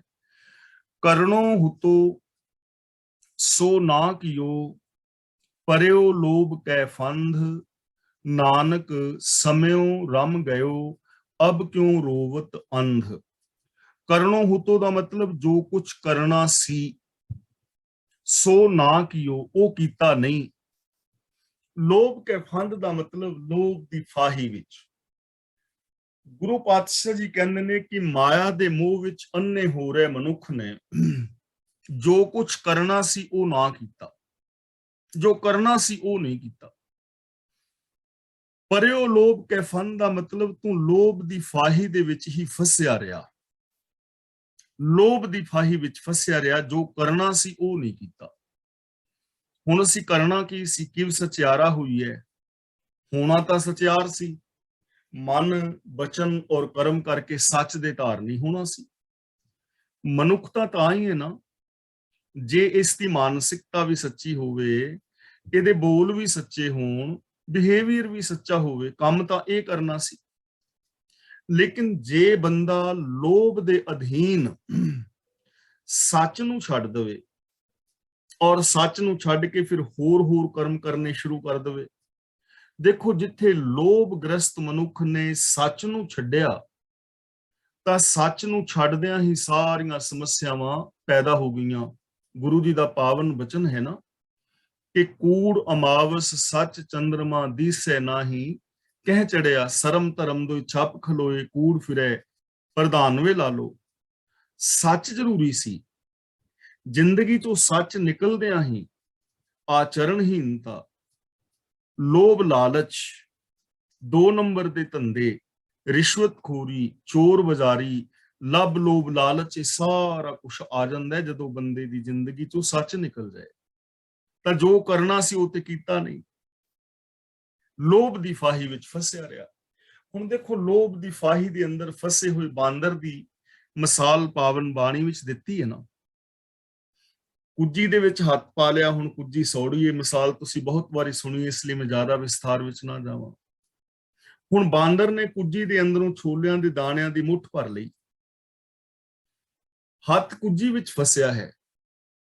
ਜੇ ਉਹ ਦਾਣਿਆਂ ਦੀ ਮੁੱਠ ਛੱਡ ਦੇਵੇ ਤਾਂ ਹੱਥ ਆਰਾਮ ਨਾਲ ਬਾਹਰ ਆ ਸਕਦਾ ਹੈ, ਪਰ ਲੋਭ ਕਰਕੇ ਦਾਣਿਆਂ ਨੂੰ ਨਹੀਂ ਛੱਡ ਰਿਹਾ ਤੇ ਮੁੱਠੀ ਫਸ ਗਈ ਹੈ ਕੁੱਜੀ ਦੇ ਅੰਦਰ, ਤੇ ਬਾਂਦਰ ਫੜਨ ਵਾਲਾ ਆਣ ਕੇ ਰੱਸੀ ਗਲ ਵਿੱਚ ਪਾ ਲੈਂਦਾ ਹੈ। ਹੁਣ ਸਾਰੀ ਜ਼ਿੰਦਗੀ ਮਾਰ ਖਾਂਦਾ ਹੋਇਆ ਨੱਚਣਾ ਸਿੱਖ ਕੇ ਦਰ ਦੇ ਅੱਗੇ ਨੱਚਦਾ ਹੈ ਤੇ ਸਾਰੀ ਜ਼ਿੰਦਗੀ ਗੁਲਾਮੀ ਵਿੱਚ ਬਿਤਾਉਂਦਾ ਹੈ, ਕਿਉਂਕਿ ਲੋਭ, ਥੋੜਾ ਜਿਹਾ ਲੋਭ ਛੱਡ ਦਿੰਦਾ ਤੇ ਆਜ਼ਾਦ ਰਹਿਣਾ ਸੀ। ਇਸੇ ਤਰ੍ਹਾਂ ਥੋੜੇ ਜਿਹੇ ਲੋਭ ਕਰਕੇ ਮਨੁੱਖ ਨੇ ਸੱਚ ਨੂੰ ਛੱਡ ਦਿੱਤਾ। ਜੇ ਲੋਭ ਨੂੰ ਛੱਡ ਦਿੰਦਾ ਤਾਂ ਅੱਜ ਆ ਦੁਨੀਆ ਸਵਰਗ ਹੋਣੀ ਸੀ, ਇਹਦੀ ਜ਼ਿੰਦਗੀ ਸਵਰਗ ਹੋਣੀ ਸੀ। ਲੇਕਿਨ ਲੋਭ ਨੂੰ ਇਹਨੇ ਨਹੀਂ ਛੱਡਿਆ, ਇਸ ਲਈ ਰਿਸ਼ਵਤਖੋਰੀ, ਚੋਰ ਬਜ਼ਾਰੀ, 2 ਨੰਬਰ ਦੇ ਧੰਦੇ, ਦਾਜ ਦਹੇਜ ਤੇ ਹੋਰ ਕਿੰਨੀਆਂ ਲਾਹਨਤਾਂ ਮਨੁੱਖ ਨੇ ਘੇਰ ਲਈਆਂ, ਆਪਣੇ ਆਪ ਨੂੰ ਵਿੱਚ ਵੇੜ ਲਿਆ। ਤਾਂ ਕਰਨੋ ਹੁਤੋ ਸੋ ਨਾ ਕੀਓ, ਪਰਿਓ ਲੋਭ ਕੈ ਫੰਦ। ਜੋ ਕੁਛ ਇਹਨੇ ਰੱਬੀ ਸਿਫਤ ਸਲਾਹ ਕਰਨੀ ਸੀ, ਸਚਿਆਰ ਹੋਣਾ ਸੀ, ਸੱਚ ਦੇ ਰਾਹ ਤੇ ਤੁਰਨਾ ਸੀ, ਉਹ ਨਹੀਂ ਕੀਤਾ, ਲੇਕਿਨ ਲੋਭ ਦੀ ਫਾਹੀ ਦੇ ਅੰਦਰ ਫਸਿਆ ਰਿਹਾ। ਹੁਣ ਬਾਅਦ ਵਿੱਚ ਕੀ ਇਹ ਪਛਤਾਵਾ? ਨਾਨਕ ਸਮਿਓ ਰਮ ਗਇਓ, ਅਬ ਕਿਉਂ ਰੋਵਤ ਅੰਧ। ਸਮਿਓ ਦਾ ਮਤਲਬ ਸਮਾਂ, ਵਕਤ, ਟਾਈਮ। ਰਮ ਗਿਓ ਦਾ ਮਤਲਬ ਗੁਜ਼ਰ ਗਿਆ। ਰੋਵਤ ਦਾ ਮਤਲਬ ਕਿਉਂ ਰੋਂਦਾ ਹੈ। ਅੰਧ ਦਾ ਮਤਲਬ ਅੰਨਾ। ਜ਼ਿੰਦਗੀ ਦਾ ਸਾਰਾ ਸਮਾਂ ਇਸੇ ਤਰ੍ਹਾਂ ਗੁਜ਼ਰ ਗਿਆ। ਅਬ ਕਿਉਂ ਰੋਵਤ ਅੰਧ, ਇਹ ਅਗਿਆਨੀ ਮਨੁੱਖ ਹੁਣ ਕਿਉਂ ਰੋਂਦਾ ਹੈ, ਭਾਵ ਹੁਣ ਕਿਉਂ ਪਛਤਾਵਾ ਕਰਦਾ ਹੈ। ਹੁਣ ਪਛਤਾਵਾ ਕਰਨ ਦਾ ਲਾਭ ਕੀ ਹੈ? ਜਦੋਂ ਸਮਾਂ ਸੀ ਉਦੋਂ ਨਹੀਂ ਚੇਤਿਆ। ਜਦੋਂ ਸਮਾਂ ਸੀ ਨਾ ਕਿ ਛੋਲਿਆਂ ਦੇ ਦਾਣਿਆਂ ਨੂੰ ਬਾਂਦਰ ਛੱਡ ਦਿੰਦਾ ਤੇ ਕੁੱਜੀ ਤੋਂ ਹੱਥ ਚੜ ਕੇ ਆਪਣੇ ਕਿਸੇ ਰੁੱਖ ਤੇ ਚੜ ਜਾਂਦਾ ਤੇ ਬਾਂਦਰ ਆਜ਼ਾਦ ਰਹਿਣਾ ਸੀ, ਉਹ ਸਮੇਂ ਨੂੰ ਨਹੀਂ ਸੰਭਾਲਿਆ, ਸਾਰੀ ਜ਼ਿੰਦਗੀ ਗੁਲਾਮ ਰਿਹਾ। ਇਸੇ ਤਰ੍ਹਾਂ ਜਦੋਂ ਬੰਦਾ ਸਮਾਂ ਗੁਜ਼ਾਰ ਲੈਂਦਾ ਹੈ, ਸਮੇਂ ਦੇ ਉੱਤੇ ਗੁਣਾਂ ਦਾ ਧਾਰਨੀ ਨਹੀਂ ਹੁੰਦਾ, ਔਗਣ ਕਮਾਉਂਦਾ ਹੈ, ਉਹਨਾਂ ਔਗਣਾਂ ਵਿੱਚ ਫਸ ਜਾਂਦਾ ਹੈ ਤੇ ਮੁੜ ਕੇ ਇਹਦੀ ਜ਼ਿੰਦਗੀ ਦੇ ਅੰਦਰ ਰਹਿ ਜਾਂਦਾ ਹੈ ਸਿਰਫ ਔਰ ਸਿਰਫ ਪਛਤਾਵਾ। ਜਦੋਂ ਆਪ ਇਸ ਜੀਵਨ ਨੂੰ ਗਹੁ ਦੇ ਨਾਲ ਤੱਕੋਗੇ ਤਾਂ ਸਾਡੇ ਆਪਣੇ ਜੀਵਨ ਦੇ ਅੰਦਰ ਹੋ ਸਕਦਾ ਹੈ ਐਸੀਆਂ ਬੜੀਆਂ ਘਟਨਾਵਾਂ ਮਿਲ ਜਾਣ ਕਿ ਜੋ ਅਸੀਂ ਮੌਕਾ ਸੰਭਾਲਣਾ ਸੀ ਉੱਥੇ ਨਹੀਂ ਸੰਭਾਲਿਆ ਤੇ ਅਸੀਂ ਆਪਣਾ ਕੋਈ ਨਾ ਕੋਈ ਰਿਸ਼ਤਾ ਨਾਤਾ ਗਵਾ ਬੈਠੇ, ਭਾਵੇਂ ਥੋੜਾ ਜਿਹਾ ਕ੍ਰੋਧ ਦੇ ਨਾਲ ਬੋਲ ਕੇ ਜਾਂ ਛੋਟਾ ਮੋਟਾ ਲੋਭ ਲਾਲਚ ਜਾਂ ਕੋਈ ਹੋਰ ਵਿਕਾਰ ਕਰਕੇ। ਤੇ ਜੇ ਸਾਡੀ ਜ਼ਿੰਦਗੀ ਵਿੱਚ ਐਸਾ ਕੁਝ ਨਹੀਂ ਵਾਪਰਿਆ ਤਾਂ ਬਹੁਤ ਚੰਗਾ ਹੈ। ਸਮਾਜ ਵੱਲ ਵੇਖੋ, ਬਹੁਤ ਸਾਰੇ ਐਸੇ ਲੋਕ ਤੁਹਾਡੇ ਸਾਹਮਣੇ ਹੋਣਗੇ ਜਿਨ੍ਹਾਂ ਨੂੰ ਅੱਜ ਪਛਤਾਣਾ ਪੈ ਰਿਹਾ ਹੈ, ਪਰ ਉਹਨਾਂ ਨੇ ਥੋੜਾ ਜਿਹਾ ਮੌਕਾ ਸੰਭਾਲਿਆ ਹੁੰਦਾ ਤਾਂ ਪਛਤਾਣਾ ਨਹੀਂ ਸੀ ਪੈਣਾ। ਪਤਨੀ ਜਾਂ ਪਤੀ ਦੇ ਵਿੱਚੋਂ ਇੱਕ ਬੰਦਾ ਆਚਰਣਹੀਨ ਹੋ ਜਾਏ, ਤਲਾਕਾਂ ਹੋ ਜਾਂਦੀਆਂ ਨੇ, ਘਰ ਉੱਜੜ ਜਾਂਦੇ ਨੇ, ਫਿਰ ਪਛਤਾਣ ਦਾ ਕੋਈ ਲਾਭ ਨਹੀਂ ਹੁੰਦਾ। ਜੇ ਸਮੇਂ ਦੇ ਉੱਤੇ ਉਹ ਚੀਜ਼ ਨੂੰ ਕੰਟਰੋਲ ਕੀਤਾ ਹੁੰਦਾ ਤਾਂ ਐਸਾ ਸਮਾਂ ਵੇਖਣਾ ਨਹੀਂ ਸੀ ਪੈਣਾ। ਤਾਂ ਗੁਰੂ ਪਾਤਸ਼ਾਹ ਜੀ ਸਾਨੂੰ ਸਮਝਾ ਰਹੇ ਨੇ ਕਿ ਜੋ ਕੁਛ ਬੰਦੇ ਨੇ ਕਰਨਾ ਹੈ ਉਹ ਇਹ ਕਰਦਾ ਨਹੀਂ, ਲੋਭ ਦੇ ਵਸ ਪਿਆ ਰਹਿੰਦਾ ਹੈ, ਫਿਰ ਅਖੀਰ ਇਹਦੀ ਜ਼ਿੰਦਗੀ ਦੇ ਅੰਦਰ ਪਛਤਾਵਾ ਹੁੰਦਾ ਹੈ ਤੇ ਉਸ ਪਛਤਾਵੇ ਦਾ ਫਿਰ ਕੋਈ ਲਾਭ ਨਹੀਂ ਹੁੰਦਾ। ਇਸ ਲਈ ਗੁਰੂ ਜੀ ਸਮਝਾ ਰਹੇ ਹਨ ਕਿ ਪਿਆਰਿਓ, ਹਰ ਕਰਮ ਕਰਨ ਤੋਂ ਪਹਿਲਾਂ ਸੈਂਕੜੇ ਵਾਰ ਸੋਚੋ, ਕੋਈ ਐਸਾ ਕੰਮ ਨਾ ਕਰੋ ਜਿਸ ਕਰਕੇ ਆਉਣ ਵਾਲੇ ਸਮੇਂ ਦੇ ਅੰਦਰ ਪਛਤਾਵਾ ਹੋਵੇ। ਆਪਣੇ ਸਮੇਂ ਨੂੰ ਸੰਭਾਲੋ, ਸੱਚ ਦੇ ਰਾਹਾਂ ਤੇ ਤੁਰੋ, ਪਿਆਰ ਮੁਹੱਬਤ ਵਾਲੀ ਜ਼ਿੰਦਗੀ ਜੀਵੋ, ਰੱਬੀ ਗੁਣਾਂ ਦੇ ਧਾਰਨੀ ਹੋਵੋ। ਮਨ ਮਾਇਆ ਮੈਂ ਰਮ ਰਹਿਓ, ਨਿਕਸਤ ਨਾਹਿਨ ਮੀਤ, ਨਾਨਕ ਮੂਰਤ ਚਿੱਤਰ ਜਿਉ, ਛਾੜਿਤ ਨਾਹਿਨ ਭੀਤ। ਰਮ ਰਹਿਓ ਦਾ ਮਤਲਬ ਫਸਿਆ ਹੋਇਆ ਹੈ, ਨਾਹਿਨ ਦਾ ਮਤਲਬ ਨਹੀਂ। ਕਿ ਹੇ ਮਿੱਤਰ, ਜਿਹੜਾ ਮਨ ਮਾਇਆ ਦੇ ਮੋਹ ਵਿੱਚ ਫਸ ਜਾਂਦਾ ਹੈ ਉਹ ਇਹਦੇ ਵਿੱਚੋਂ ਫਿਰ ਨਿਕਲਦਾ ਨਹੀਂ। ਮਨ ਮਾਇਆ ਦੇ ਮੋਹ ਵਿੱਚ ਫਸਿਆ ਹੋਇਆ ਹੈ ਤੇ ਇਹਦੇ ਵਿੱਚੋਂ ਨਿਕਲ ਨਹੀਂ ਰਿਹਾ। ਹੁਣ ਮਾਇਆ ਦਾ ਮਤਲਬ ਇੱਥੇ ਪੈਸਾ ਨਹੀਂ ਹੈ, ਪ੍ਰੋਪਰਟੀ ਨਹੀਂ ਹੈ। ਮਾਇਆ ਇੱਕ ਸੋਚ ਦਾ ਨਾਮ ਹੈ। ਉਹ ਸੋਚ, ਸਾਡੀ ਉਹ ਮੈਂਟੈਲਿਟੀ ਜੋ ਸਾਨੂੰ ਇੱਕ ਦੂਜੇ ਦੇ ਨਾਲ ਰੱਬ ਵਰਗਾ ਪਿਆਰ ਵਿਹਾਰ ਨਹੀਂ ਕਰਨ ਦਿੰਦੀ। ਸਾਡੀ ਉਹ ਸੋਚ ਜੋ ਸਾਨੂੰ ਅੰਦਰੋਂ ਬਾਹਰੋਂ ਇੱਕ ਨਹੀਂ ਹੋਣ ਦਿੰਦੀ, ਕਥਨੀ ਕਰਨੀ ਦੇ ਪੂਰੇ ਨਹੀਂ ਹੋਣ ਦਿੰਦੀ। ਸਾਡੀ ਉਹ ਸੋਚ ਬੰਦਿਆਂ ਦੀ ਜੋ ਮੇਰ ਤੇਰ ਦੇ ਵਿਤਕਰੇ ਪੈਦਾ ਕਰਦੀ ਹੈ।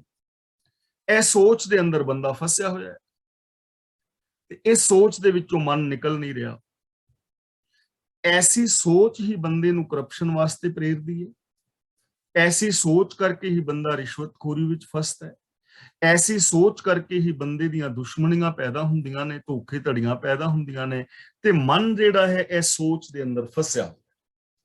ਮਨ ਮਾਇਆ ਮੈਂ ਰਮ ਰਹਿਓ, ਇਹਦੇ ਅੰਦਰ ਖਚਤ ਹੈ, ਨਿਕਲ ਨਹੀਂ ਰਿਹਾ। ਇਹ ਸੋਚ ਨੂੰ ਲੋਕ ਛੱਡਣ ਲਈ ਤਿਆਰ ਨਹੀਂ। ਹੈਰਾਨ ਹੋਵੋਗੇ ਤੁਸੀਂ, ਕਿੰਨੇ ਧਰਮ ਨੇ ਲੋਕ ਇਸ ਦੁਨੀਆ ਵਿੱਚ। 4300 ਦੇ ਕਰੀਬ ਜਦੋਂ ਅਸੀਂ ਗੂਗਲ ਤੇ ਸਰਚ ਕਰਦੇ ਹਾਂ, 4300 ਧਰਮ ਨੇ। ਕਿੰਨੇ ਧਾਰਮਿਕ ਲੋਕ ਨੇ, ਕਿੰਨੀਆਂ ਧਰਮ ਦੀਆਂ ਗੱਲਾਂ ਹੋ ਰਹੀਆਂ ਨੇ, ਲੇਕਿਨ ਦੁਨੀਆ ਦੇ ਅੰਦਰ ਕਿਤੇ ਧਰਮ ਜ਼ਿੰਦਗੀ ਵਿੱਚ ਨਹੀਂ ਦਿਸ ਰਿਹਾ ਕਿ ਇੰਪਲੀਮੈਂਟ ਕੀਤਾ ਹੋਵੇ। ਚੰਦ ਲੋਕਾਂ ਨੂੰ ਛੱਡ ਕੇ ਕਿੰਨੀਆਂ ਬੁਰਾਈਆਂ ਨੇ, ਕਿਉਂਕਿ ਮਨ ਤਾਂ ਉਲਝਿਆ ਹੋਇਆ ਹੈ ਸੋਚ ਵਿੱਚ। ਜ਼ਬਾਨ ਨਾਲ ਬੰਦਾ ਗੱਲਾਂ ਜਿੰਨੀਆਂ ਮਰਜ਼ੀ ਕਰੀ ਜਾਏ, ਉਹਦੇ ਨਾਲ ਕੀ ਫਰਕ ਪੈਂਦਾ? ਗੱਲ ਤਾਂ ਸੋਚ ਬਦਲਣ ਦੀ ਹੈ। ਤਾਂ ਗੁਰੂ ਜੀ ਕਹਿੰਦੇ ਨੇ ਮਨ ਮਾਇਆ ਦੇ ਅੰਦਰ ਉਲਝਿਆ ਹੋਇਆ ਹੈ। ਹੇ ਮਿੱਤਰ, ਇਹ ਮਨ ਨਿਕਲਦਾ ਨਹੀਂ। ਤੇ ਕਿਵੇਂ?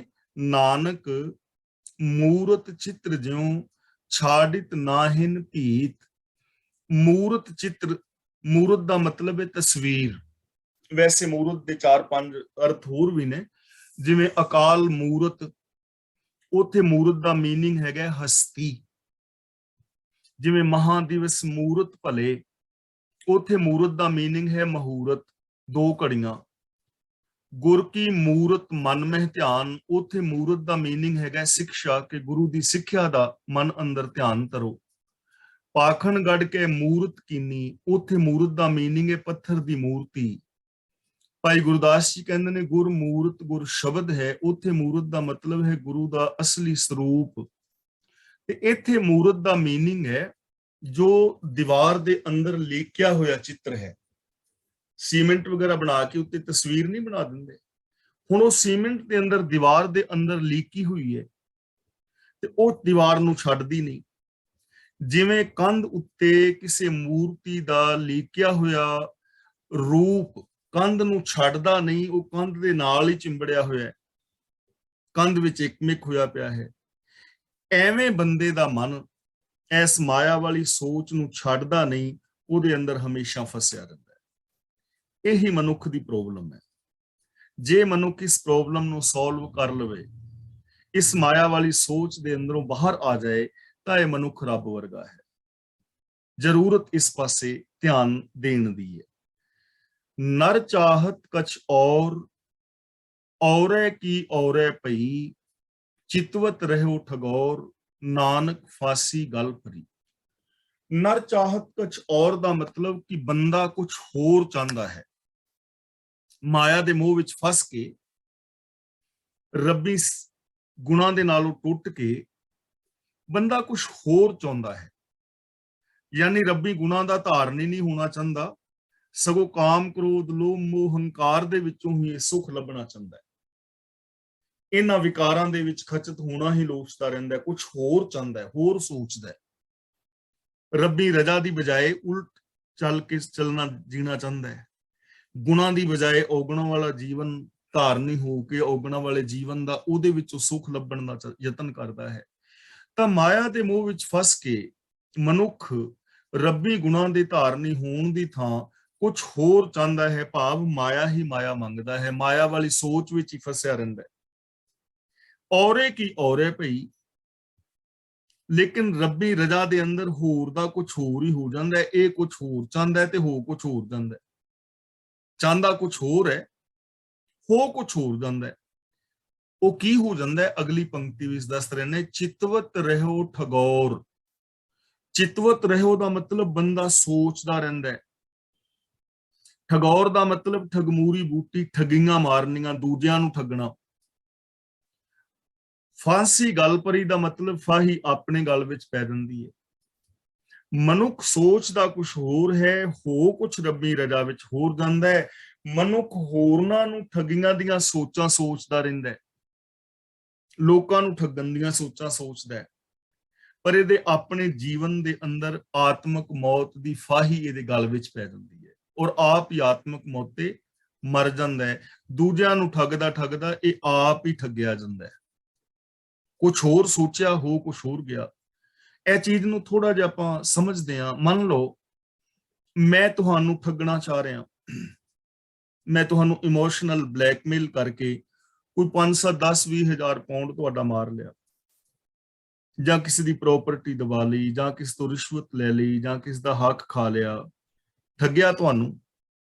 ਮੰਨ ਲਓ ਮੈਂ ਠੱਗ ਵੀ ਲਿਆ, ਲੋਕ ਠੱਗ ਵੀ ਲੈਂਦੇ ਨੇ, ਤਾਂ ਕੀ ਤੁਸੀਂ ਠੱਗੇ ਗਏ ਜਾਂ ਮੈਂ ਠੱਗਿਆ ਗਿਆ?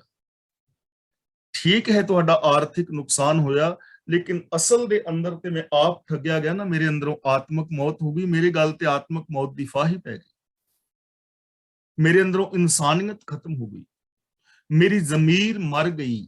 ਠੱਗਿਆ ਬੰਦਾ ਆਪ ਹੀ ਗਿਆ ਨਾ, ਦੂਜਿਆਂ ਨੂੰ ਮਾਰਦਾ ਆਪ ਹੀ ਮਰ ਗਿਆ, ਲੋਕਾਂ ਨੂੰ ਫਰੇਬ ਵਿਖਾਉਂਦਾ ਵਿਖਾਉਂਦਾ ਆਪ ਹੀ ਫਰੇਬੀ ਬਣ ਗਿਆ। ਔਰ ਹਰ ਮਨੁੱਖ ਦੇ ਨਾਲ ਐਸਾ ਕੁਝ ਹੀ ਵਾਪਰਿਆ ਹੈ। ਝੂਠ, ਫਰੇਬ, ਈਰਖਾ, ਦਵੇਸ਼ ਦੂਜਿਆਂ ਦੇ ਨਾਲ ਕਰਦਾ ਕਰਦਾ ਮਨੁੱਖ ਆਪ ਹੀ ਇਨਸਾਨ ਤੋਂ ਹੈਵਾਨ ਬਣ ਗਿਆ। ਦੂਜਿਆਂ ਦੇ ਨਾਲ ਚਲਾਕੀਆਂ ਕਰਦਿਆਂ ਕਰਦਿਆਂ ਬੰਦਾ ਇੱਥੇ ਜਾ ਅਪੜਿਆ ਕਿ ਅੱਜ ਬੰਦਿਆਂ ਦੀਆਂ ਚੋਰੀਆਂ ਕੁੱਤੇ ਲੱਭ ਰਹੇ ਨੇ ਕਿ ਆਹ ਬੰਦਾ ਚੋਰ ਹੈ ਤੇ ਆਹ ਬੰਦਾ ਕਾਤਲ ਹੈ। ਬੰਦਾ ਦੂਜਿਆਂ ਨੂੰ ਠੱਗਦਿਆਂ ਠੱਗਦਿਆਂ ਆਪ ਹੀ ਠੱਗਿਆ ਗਿਆ। ਇਹਦੇ ਅੰਦਰੋਂ ਇਨਸਾਨੀਅਤ ਹੀ ਮੁੱਕ ਗਈ। ਅੱਜ ਬੰਦੇ ਨੂੰ ਹੀ ਬੰਦੇ ਤੋਂ ਡਰ ਲੱਗ ਰਿਹਾ ਹੈ, ਅੱਜ ਬੰਦੇ ਨੂੰ ਹੀ ਬੰਦੇ ਤੋਂ ਖਤਰਾ ਹੈ। ਐਸਾ ਹੋਣਾ ਨਹੀਂ ਸੀ ਚਾਹੀਦਾ, ਲੇਕਿਨ ਐਸਾ ਹੀ ਹੋਇਆ, ਕਿਉਂਕਿ ਰੱਬੀ ਰਜ਼ਾ ਦੇ ਅੰਦਰ ਹੈ ਨਾ ਸਾਰਾ ਕੁਝ। ਜੇ ਕੋਈ ਬੰਦਾ ਅੰਦਰੋਂ ਹੋਰ ਤੇ ਬਾਹਰੋਂ ਹੋਰ ਹੋਏਗਾ ਤਾਂ ਉਹ ਇਨਸਾਨੀਅਤ ਵਾਲੀ ਜ਼ਿੰਦਗੀ ਜੀ ਨਹੀਂ ਪਾਏਗਾ। ਬੰਦਾ ਚਾਹੁੰਦਾ ਹੈ ਕਿ ਸ਼ਾਇਦ ਈਰਖਾ, ਦਵੇਸ਼, ਵੈਰ, ਵਿਰੋਧ ਦੇ ਵਿੱਚੋਂ ਮੈਨੂੰ ਸੁਖ ਔਰ ਸ਼ਾਂਤੀ ਮਿਲੇਗੀ, ਲੇਕਿਨ ਸੁਖ ਸ਼ਾਂਤੀ ਨਹੀਂ ਮਿਲਦੀ, ਸਗੋਂ ਦੁੱਖ ਔਰ ਅਸ਼ਾਂਤੀ ਮਿਲਦੀ ਹੈ। ਇਸ ਲਈ ਗੁਰੂ ਪਾਤਸ਼ਾਹ ਜੀ ਸਾਨੂੰ ਸਮਝਾ ਰਹੇ ਨੇ ਕਿ ਬੰਦਾ ਕੁਝ ਹੋਰ ਚਾਹੁੰਦਾ ਹੈ, ਲੇਕਿਨ ਰੱਬੀ ਰਜ਼ਾ ਦੇ ਅੰਦਰ ਕੁਝ ਹੋਰ ਹੁੰਦਾ ਹੈ। ਇਹ ਦੂਜਿਆਂ ਨੂੰ ਠੱਗਦਾ ਠੱਗਦਾ ਆਪਣੇ ਹੀ ਗਲ ਦੇ ਅੰਦਰ ਆਤਮਕ ਮੌਤ ਦੀ ਫਾਹੀ ਪਵਾ ਲੈਂਦਾ ਹੈ ਔਰ ਇਹ ਆਤਮਕ ਮੌਤ ਤੇ ਮਰ ਜਾਂਦਾ ਹੈ। जतन बहुत सुख के किए, दुख को कियो न कोए, कहो नानक सुन रे मना, हर भावै सो होए। गुरु जी कहते ने जीव भावें सुखां दी प्राप्ति वास्ते अनेकां यतन करदा रहिंदा है और दुखां वास्ते कोई यतन नहीं करदा। जिन्ने भी असीं इंसान हां, जो भी बंदा यतन कर रहा है वो सुखां लई कर रहा है कि मेरी जिंदगी विच सुख पैदा होवे। कोई खेती करता है, कोई दुकान करता है, कोई व्यापार करता है, जां कोई जॉब करता है, जां पाठ पूजा करता है, ਧਰਮ ਕਰਮ ਕਮਾਉਂਦਾ ਹੈ, ਤਾਂ ਉਹ ਸਾਰਾ ਕੁਝ ਯਤਨ ਕਾਹਦੇ ਵਾਸਤੇ ਹੈ? ਕਿ ਮੇਰੀ ਜ਼ਿੰਦਗੀ ਵਿੱਚ ਸੁੱਖ ਪੈਦਾ ਹੋਵੇ। ਲੋਕੀ ਆ ਧਾਰਮਿਕ ਕਰਮ ਕਾਂਡ ਕਿਉਂ ਕਰ ਰਹੇ ਨੇ? ਕਿ ਜ਼ਿੰਦਗੀ ਦੇ ਅੰਦਰ ਸੁੱਖ ਪੈਦਾ ਹੋਵੇ। ਦੁਨੀਆ ਵਿੱਚ ਇੱਕ ਵੀ ਇਨਸਾਨ ਐਸਾ ਨਹੀਂ ਜੋ ਇਹ ਯਤਨ ਕਰ ਰਿਹਾ ਹੋਵੇ ਕਿ ਮੇਰੀ ਜ਼ਿੰਦਗੀ ਵਿੱਚ ਦੁੱਖ ਆ ਜਾਏ, ਕਿ ਮੈਂ ਚੀਜ਼ਾਂ ਤਾਂ ਖਾ ਰਿਹਾ ਕਿ ਮੈਨੂੰ ਕੈਂਸਰ ਹੋ ਜਾਏ, ਆ ਚੀਜ਼ਾਂ ਮੈਂ ਤਾਂ ਖਾ ਰਿਹਾ ਮੈਨੂੰ ਸ਼ੂਗਰ ਹੋ ਜਾਏ, ਮੈਂ ਇੱਥੇ ਸੜਕ ਤੇ ਤਾਂ ਪਿਆ ਲੰਮਾ ਕਿ ਮੇਰੇ ਲੱਤਾਂ ਦੇ ਉੱਤੋਂ ਟਰੱਕ ਲੰਘੇ ਤੇ ਮੇਰੀਆਂ ਲੱਤਾਂ ਕੁਚਲੀਆਂ ਜਾਣ। ਐਵੇਂ ਤੇ ਕੋਈ ਵੀ ਯਤਨ ਨਹੀਂ ਕਰ ਰਿਹਾ। ਹਰ ਇਨਸਾਨ ਸੁੱਖ ਵਾਸਤੇ ਯਤਨ ਕਰਦਾ ਹੈ, ਦੁੱਖ ਵਾਸਤੇ ਕੋਈ ਨਹੀਂ। ਪਰ ਗੁਰੂ ਪਾਤਸ਼ਾਹ ਜੀ ਸਾਨੂੰ ਸਮਝਾਉਂਦੇ ਨੇ, ਕਹੋ ਨਾਨਕ ਸੁਨ ਰੇ ਮਨਾ, ਹਰ ਭਾਵੈ ਸੋ ਹੋਵੇ। ਕਿ हे ਮੇਰੇ ਮਨ ਸੁਣ, ਹੁੰਦਾ ਉਹ ਕੁਛ ਹੈ ਜੋ ਰੱਬ ਨੂੰ ਭਾਉਂਦਾ ਹੈ। ਭਾਉਂਦਾ ਦਾ ਮਤਲਬ ਰੱਬ ਦਾ ਜੋ ਭਾਣਾ ਹੈ, ਰਜ਼ਾ ਹੈ, ਭਾਣਾ ਹੈ, ਹੁਕਮ ਹੈ, ਉਹ ਹੁੰਦਾ ਹੈ। ਯਤਨਾਂ ਦੇ ਨਾਲ ਕੁਝ ਨਹੀਂ ਹੋਵੇਗਾ। ਤਾਂ ਇਹਦਾ ਮਤਲਬ ਇਹ ਨਹੀਂ ਕਿ ਯਤਨ ਕਰਨੇ ਨਹੀਂ। ਅਸਲ ਦੇ ਅੰਦਰ ਜੇ ਯਤਨ ਹੀ ਗਲਤ ਕਰ ਰਹੇ ਹਾਂ ਤਾਂ ਉਹਦਾ ਰਿਜ਼ਲਟ ਵੀ ਗਲਤ ਨਿਕਲੇਗਾ। ਸੁੱਖ ਰੱਬੀ ਰਜ਼ਾ ਵਿੱਚ ਨੇ, ਦੁੱਖ ਵੀ ਰੱਬੀ ਰਜ਼ਾ ਵਿੱਚ ਨੇ। ਹੁਣ ਦੇਖੋ, ਆਪਨੇ ਮੰਨ ਲਓ ਕਿ ਇਥੋਂ ਸਾਊਥ ਹਾਲ ਤੋਂ ਗ੍ਰੇਵਜੈਂਡ ਨੂੰ ਜਾਣਾ ਹੈ, ਤਾਂ ਯਤਨ ਤੁਸੀਂ ਕਰ ਰਹੇ ਹੋ ਸਾਊਥ ਹਾਲ ਤੋਂ ਗ੍ਰੇਵਜੈਂਡ ਨੂੰ ਜਾਣ ਦਾ, ਲੇਕਿਨ ਗ੍ਰੇਵਜੈਂਡ ਪਹੁੰਚ ਨਹੀਂ ਰਹੇ। 1.5 ਘੰਟੇ ਦਾ ਰਾਹ ਹੈ, 3-4 ਘੰਟੇ ਹੋ ਗਏ ਚੱਲਦਿਆਂ, ਪਹੁੰਚ ਨਹੀਂ ਰਹੇ। ਯਤਨ ਕਰ ਰਹੇ ਹੋ ਪਰ ਪਹੁੰਚੇ ਨਹੀਂ। ਰੀਜ਼ਨ ਕੀ ਹੈ? ਕਿ ਕਾਰ ਤੁਸੀਂ ਬਰਮਿੰਗਮ ਵਾਲੀ ਸੜਕ ਵੱਲ ਚਲਾ ਰਹੇ ਹੋ, ਡਾਇਰੈਕਸ਼ਨ ਗਲਤ ਹੈ। ਜੇ ਗਲਤ ਡਾਇਰੈਕਸ਼ਨ ਤੇ ਯਤਨ ਕਰੋਗੇ ਤਾਂ ਆਪਣੇ ਡੈਸਟੀਨੇਸ਼ਨ ਤੇ ਨਹੀਂ ਪਹੁੰਚੋਗੇ। ਇਸ ਲਈ ਯਤਨ ਤੇ ਬੰਦਾ ਕਰ ਰਿਹਾ ਹੈ ਸੁੱਖਾਂ ਵਾਲੇ ਕਿ ਮੈਨੂੰ ਸੁੱਖ ਮਿਲੇ, ਲੇਕਿਨ ਡਾਇਰੈਕਸ਼ਨ ਦੁੱਖਾਂ ਵਾਲੀ ਹੈ। ਲੱਭ, ਲੋਭ, ਲਾਲਚ, ਐਸੇ ਕਰਮ ਕਰਕੇ ਤਾਂ ਜ਼ਿੰਦਗੀ ਵਿੱਚ ਕਦੇ ਵੀ ਸ਼ਾਂਤੀ ਨਹੀਂ ਆਉਣੀ। ਇਸ ਲਈ ਗੁਰੂ ਪਾਤਸ਼ਾਹ ਜੀ ਕਹਿੰਦੇ ਨੇ, ਪਿਆਰਿਓ ਸਾਡੇ ਯਤਨ ਗਲਤ ਨੇ। ਸਹੀ ਨਤੀਜਾ ਤਾਂ ਨਿਕਲੇਗਾ ਜੇ ਰੱਬੀ ਰਜ਼ਾ ਦੇ ਅੰਦਰ ਤੁਰਾਂਗੇ। ਯਤਨ ਸਹੀ ਡਾਇਰੈਕਸ਼ਨ ਵਿੱਚ ਹੋਣੇ ਚਾਹੀਦੇ ਨੇ। ਜੇ ਯਤਨ ਤੇ ਸੁੱਖਾਂ ਵਾਸਤੇ ਕਰਦੇ ਨੇ, ਦੁੱਖਾਂ ਵਾਸਤੇ ਕੋਈ ਯਤਨ ਨਹੀਂ ਕਰਦਾ, ਲੇਕਿਨ ਰੱਬੀ ਰਜ਼ਾ ਤੋਂ ਉਲਟ ਚੱਲ ਰਹੇ ਨੇ, ਤਾਂ ਜੀਵਨ ਅੰਦਰ ਕਦੇ ਸੁੱਖ ਪੈਦਾ ਨਹੀਂ ਹੋਏਗਾ। ਇਸ ਲਈ ਗੁਰੂ ਜੀ ਕਹਿੰਦੇ ਨੇ, ਹੇ ਮੇਰੇ ਮਨ, ਹੁੰਦਾ ਉਹ ਹੈ ਜੋ ਪ੍ਰਭੂ ਨੂੰ ਭਾਉਂਦਾ ਹੈ, ਯਾਨੀ ਸੁੱਖ ਰੱਬੀ ਰਜ਼ਾ ਵਿੱਚ ਚੱਲ ਕੇ ਹੀ ਮਾਣੇ ਜਾ ਸਕਦੇ ਹਨ। ਜਗਤ ਭਿਖਾਰੀ ਫਿਰਤ ਹੈ, ਸਭ ਕੋ ਦਾਤਾ ਰਾਮ, ਕਹੋ ਨਾਨਕ ਮਨ ਸਿਮਰ ਤਿਹ, ਪੂਰਨ ਹੋਵੇ ਕਾਮ। ਜਗਤ ਦਾ ਮਤਲਬ ਸਾਰਾ ਸੰਸਾਰ। ਜਗਤ ਭਿਖਾਰੀ ਫਿਰਤ ਹੈ, ਜਗਤ ਮੰਗਤਾ ਹੋ ਕੇ ਭਟਕਦਾ ਫਿਰਦਾ ਹੈ, ਪਰ ਇਹ ਚੇਤਾ ਨਹੀਂ ਰੱਖਦਾ ਕਿ ਸਭ ਕੋ ਦਾਤਾ ਰਾਮ, ਕਿ ਸਾਰਿਆਂ ਨੂੰ ਦਾਤਾਂ ਦੇਣ ਵਾਲਾ ਤੇ ਰਮਿਆ ਹੋਇਆ ਪ੍ਰਭੂ ਹੈ। ਉਹ ਤੇ ਹਰ ਥਾਂ ਦੇ ਉੱਤੇ ਰਮਿਆ ਹੋਇਆ ਹੈ, ਲੇਕਿਨ ਜਗਤ ਭਿਖਾਰੀ ਹੋ ਕੇ ਫਿਰ ਰਿਹਾ ਹੈ। ਉਹਨੂੰ ਇਹ ਸਮਝ ਹੀ ਨਹੀਂ ਕਿ ਸਾਰਿਆਂ ਜੀਵਾਂ ਨੂੰ ਦਾਤਾਂ ਦੇਣ ਵਾਲਾ ਰਮਿਆ ਹੋਇਆ ਪ੍ਰਭੂ ਹੈ। ਇਹ ਗੱਲ ਦੀ ਸਮਝ ਨਹੀਂ ਹੈ ਆਮ ਆਦਮੀ ਨੂੰ। ਔਰ ਹਕੀਕਤ ਹੈ ਕਿ ਦਾਤਾਂ ਸਾਰਿਆਂ ਨੂੰ ਬਰਾਬਰ ਮਿਲ ਰਹੀਆਂ ਨੇ। ਜਿਵੇਂ ਆਪਾਂ ਪਹਿਲਾਂ ਵੀ ਇਹ ਵਿਚਾਰ ਕਈ ਵਾਰ ਕੀਤੀ ਹੈ ਕਿ ਧਰਤੀ ਹੈ, ਸੂਰਜ ਹੈ, ਚੰਦਰਮਾ, ਗ੍ਰਹਿ, ਨਕਸ਼ਤਰ, ਤਾਰੇ, ਸਿਆਰੇ, ਸਿਤਾਰੇ ਸਾਰੇ ਸਾਂਝੇ ਹੀ ਤੇ ਹੈ ਨਾ। ਹਵਾ ਹੈ, ਪਾਣੀ ਹੈ, ਧਰਤੀ, ਸਾਨੂੰ ਸਾਰਿਆਂ ਨੂੰ ਬਰਾਬਰ ਹੀ ਤਾਂ ਮਿਲੀ ਹੋਈ ਹੈ। ਇੱਥੇ ਹਰ ਬੰਦੇ ਨੂੰ ਸਰੀਰ ਮਿਲਿਆ ਹੈ, ਅੱਖਾਂ ਮਿਲੀਆਂ ਨੇ, 24 ਘੰਟੇ ਮਿਲੇ ਨੇ, ਇੱਕੋ ਹੀ ਤੇ ਸਿਸਟਮ ਹੈ ਸਾਰੀ ਦੁਨੀਆ ਦੇ ਅੰਦਰ। ਫਿਰ ਹਰ ਇਨਸਾਨ ਦੇ ਅੰਦਰ ਪ੍ਰਭੂ ਨੇ ਸਤ, ਸੰਤੋਖ, ਦਇਆ, ਧਰਮ, ਧੀਰਜ ਆਦਿ ਗੁਣ ਰੱਖੇ ਨੇ। ਹਰ ਇੱਕ ਦੇ ਅੰਦਰ ਹਰ ਕਿਸਮ ਦੀ ਪੋਸੀਬਿਲਿਟੀ ਹੈ। ਹਰ ਸੁੱਖ ਦਾ ਸਾਧਨ ਇਸ ਦੁਨੀਆ ਵਿੱਚ ਮੌਜੂਦ ਹੈ। ਇਹ ਸਾਰਾ ਕੁਝ ਹੁੰਦਿਆਂ ਵੀ ਬੰਦਾ ਭਿਖਾਰੀ ਫਿਰਦਾ ਪਿਆ। ਦਾਤਾ ਤੇ ਇੱਕੋ ਹੀ ਹੈ। ਹੁਣ ਸਾਰਿਆਂ ਨੂੰ ਦਾਤਾਂ ਦੇਣ ਵਾਲਾ ਇੱਕ ਹੈ, ਦਾਤਾ ਮਹਾਨ ਹੈ, ਦਾਤਾਂ ਦਾ ਕੋਈ ਅੰਤ ਨਹੀਂ ਹੈ। ਤਾਂ ਪ੍ਰੋਬਲਮ ਕਿੱਥੇ ਆਈ, ਗੜਬੜ ਕਿੱਥੇ ਹੋਈ? ਤਾਂ ਗੁਰੂ ਜੀ ਕਹਿੰਦੇ ਨੇ, ਗੜਬੜ ਇੱਥੇ ਹੈ ਕਿ ਉਸ ਦਾਤਾਂ ਦੇਣ ਵਾਲੇ ਨੂੰ ਭੁੱਲ ਗਿਆ ਹੈ ਬੰਦਾ। ਕਹੋ ਨਾਨਕ ਮਨ ਸਿਮਰ ਤਿਹ, ਪੂਰਨ ਹੋਵੇ ਕਾਮ। ਸਿਮਰ ਦਾ ਮਤਲਬ ਯਾਦ ਰੱਖ, ਰੱਬੀ ਸਿਫਤ ਸਲਾਹ ਕਰ ਕਿ हे ਮੇਰੇ ਮਨ, ਉਸ ਦਾਤਾਰ ਨੂੰ ਸਿਮਰ, ਯਾਨੀ ਉਹਦੇ ਗੁਣਾਂ ਨੂੰ ਯਾਦ ਰੱਖ। ਜਾਂ ਗੁਣਾਂ ਨੂੰ ਯਾਦ ਰੱਖਣ ਦਾ ਮਤਲਬ ਗੁਣਾਂ ਨੂੰ ਇੰਪਲੀਮੈਂਟ ਕਰ, ਉਹਦੀ ਰਜ਼ਾ ਦੇ ਅੰਦਰ ਤੁਰ। ਪੂਰਨ ਹੋਵੇ ਕਾਮ, ਤੇਰੇ ਸਾਰੇ ਕੰਮ ਪੂਰੇ ਹੋ ਜਾਣਗੇ। ਪੂਰਨ ਦਾ ਮਤਲਬ ਸਫਲ ਹੋ ਜਾਣਗੇ। ਤੇਰੇ ਹਰ ਕੰਮ ਦੇ ਅੰਦਰੋਂ ਸੁੱਖ ਪੈਦਾ ਹੋਏਗਾ, ਤੈਨੂੰ ਸ਼ਾਂਤੀ ਮਿਲੇਗੀ, ਜੇ ਤੂੰ ਰੱਬੀ ਰਜ਼ਾ ਦੇ ਅੰਦਰ ਤੁਰੇ, ਰੱਬੀ ਭਾਣੇ ਦੇ ਅੰਦਰ ਤੁਰੇ, ਜੇ ਹੁਣ ਬੰਦਾ ਰੱਬੀ ਗੁਣਾਂ ਨੂੰ ਇੰਪਲੀਮੈਂਟ ਕਰੇ, ਸਤ ਸੰਤੋਖ ਦਇਆ ਧਰਮ ਆਦਿਕ ਨੂੰ, ਔਰ ਰੱਬੀ ਰਜ਼ਾ ਦੇ ਅੰਦਰ ਜੋ ਨਿਯਮਾਵਲੀ ਹੈ ਉਹਦੇ ਅੰਦਰ ਕੰਮ ਕਰੇ, ਤਾਂ ਕੰਮ ਸਿਰੇ ਚੜਨਗੇ, ਤਾਂ ਜ਼ਿੰਦਗੀ ਦੇ ਅੰਦਰ ਸ਼ਾਂਤੀ ਆਏਗੀ। ਤੇ ਜੇ ਬੰਦਾ ਗੁਣਾਂ ਦਾ ਧਾਰਨੀ ਨਹੀਂ ਹੈ, ਔਰ ਜੇਕਰ ਮਨੁੱਖ ਰੱਬੀ ਰਜ਼ਾ ਭਾਣੇ ਮੁਤਾਬਕ ਜ਼ਿੰਦਗੀ ਨਹੀਂ ਜੀਂਦਾ, ਤਾਂ ਫਿਰ ਇਹਦੇ ਜੀਵਨ ਦੇ ਅੰਦਰ ਦੁੱਖ ਆਉਣਗੇ, ਚਾਹੇ ਇਹ ਜਿੰਨੇ ਮਰਜ਼ੀ ਯਤਨ ਕਰਦਾ ਰਹੇ।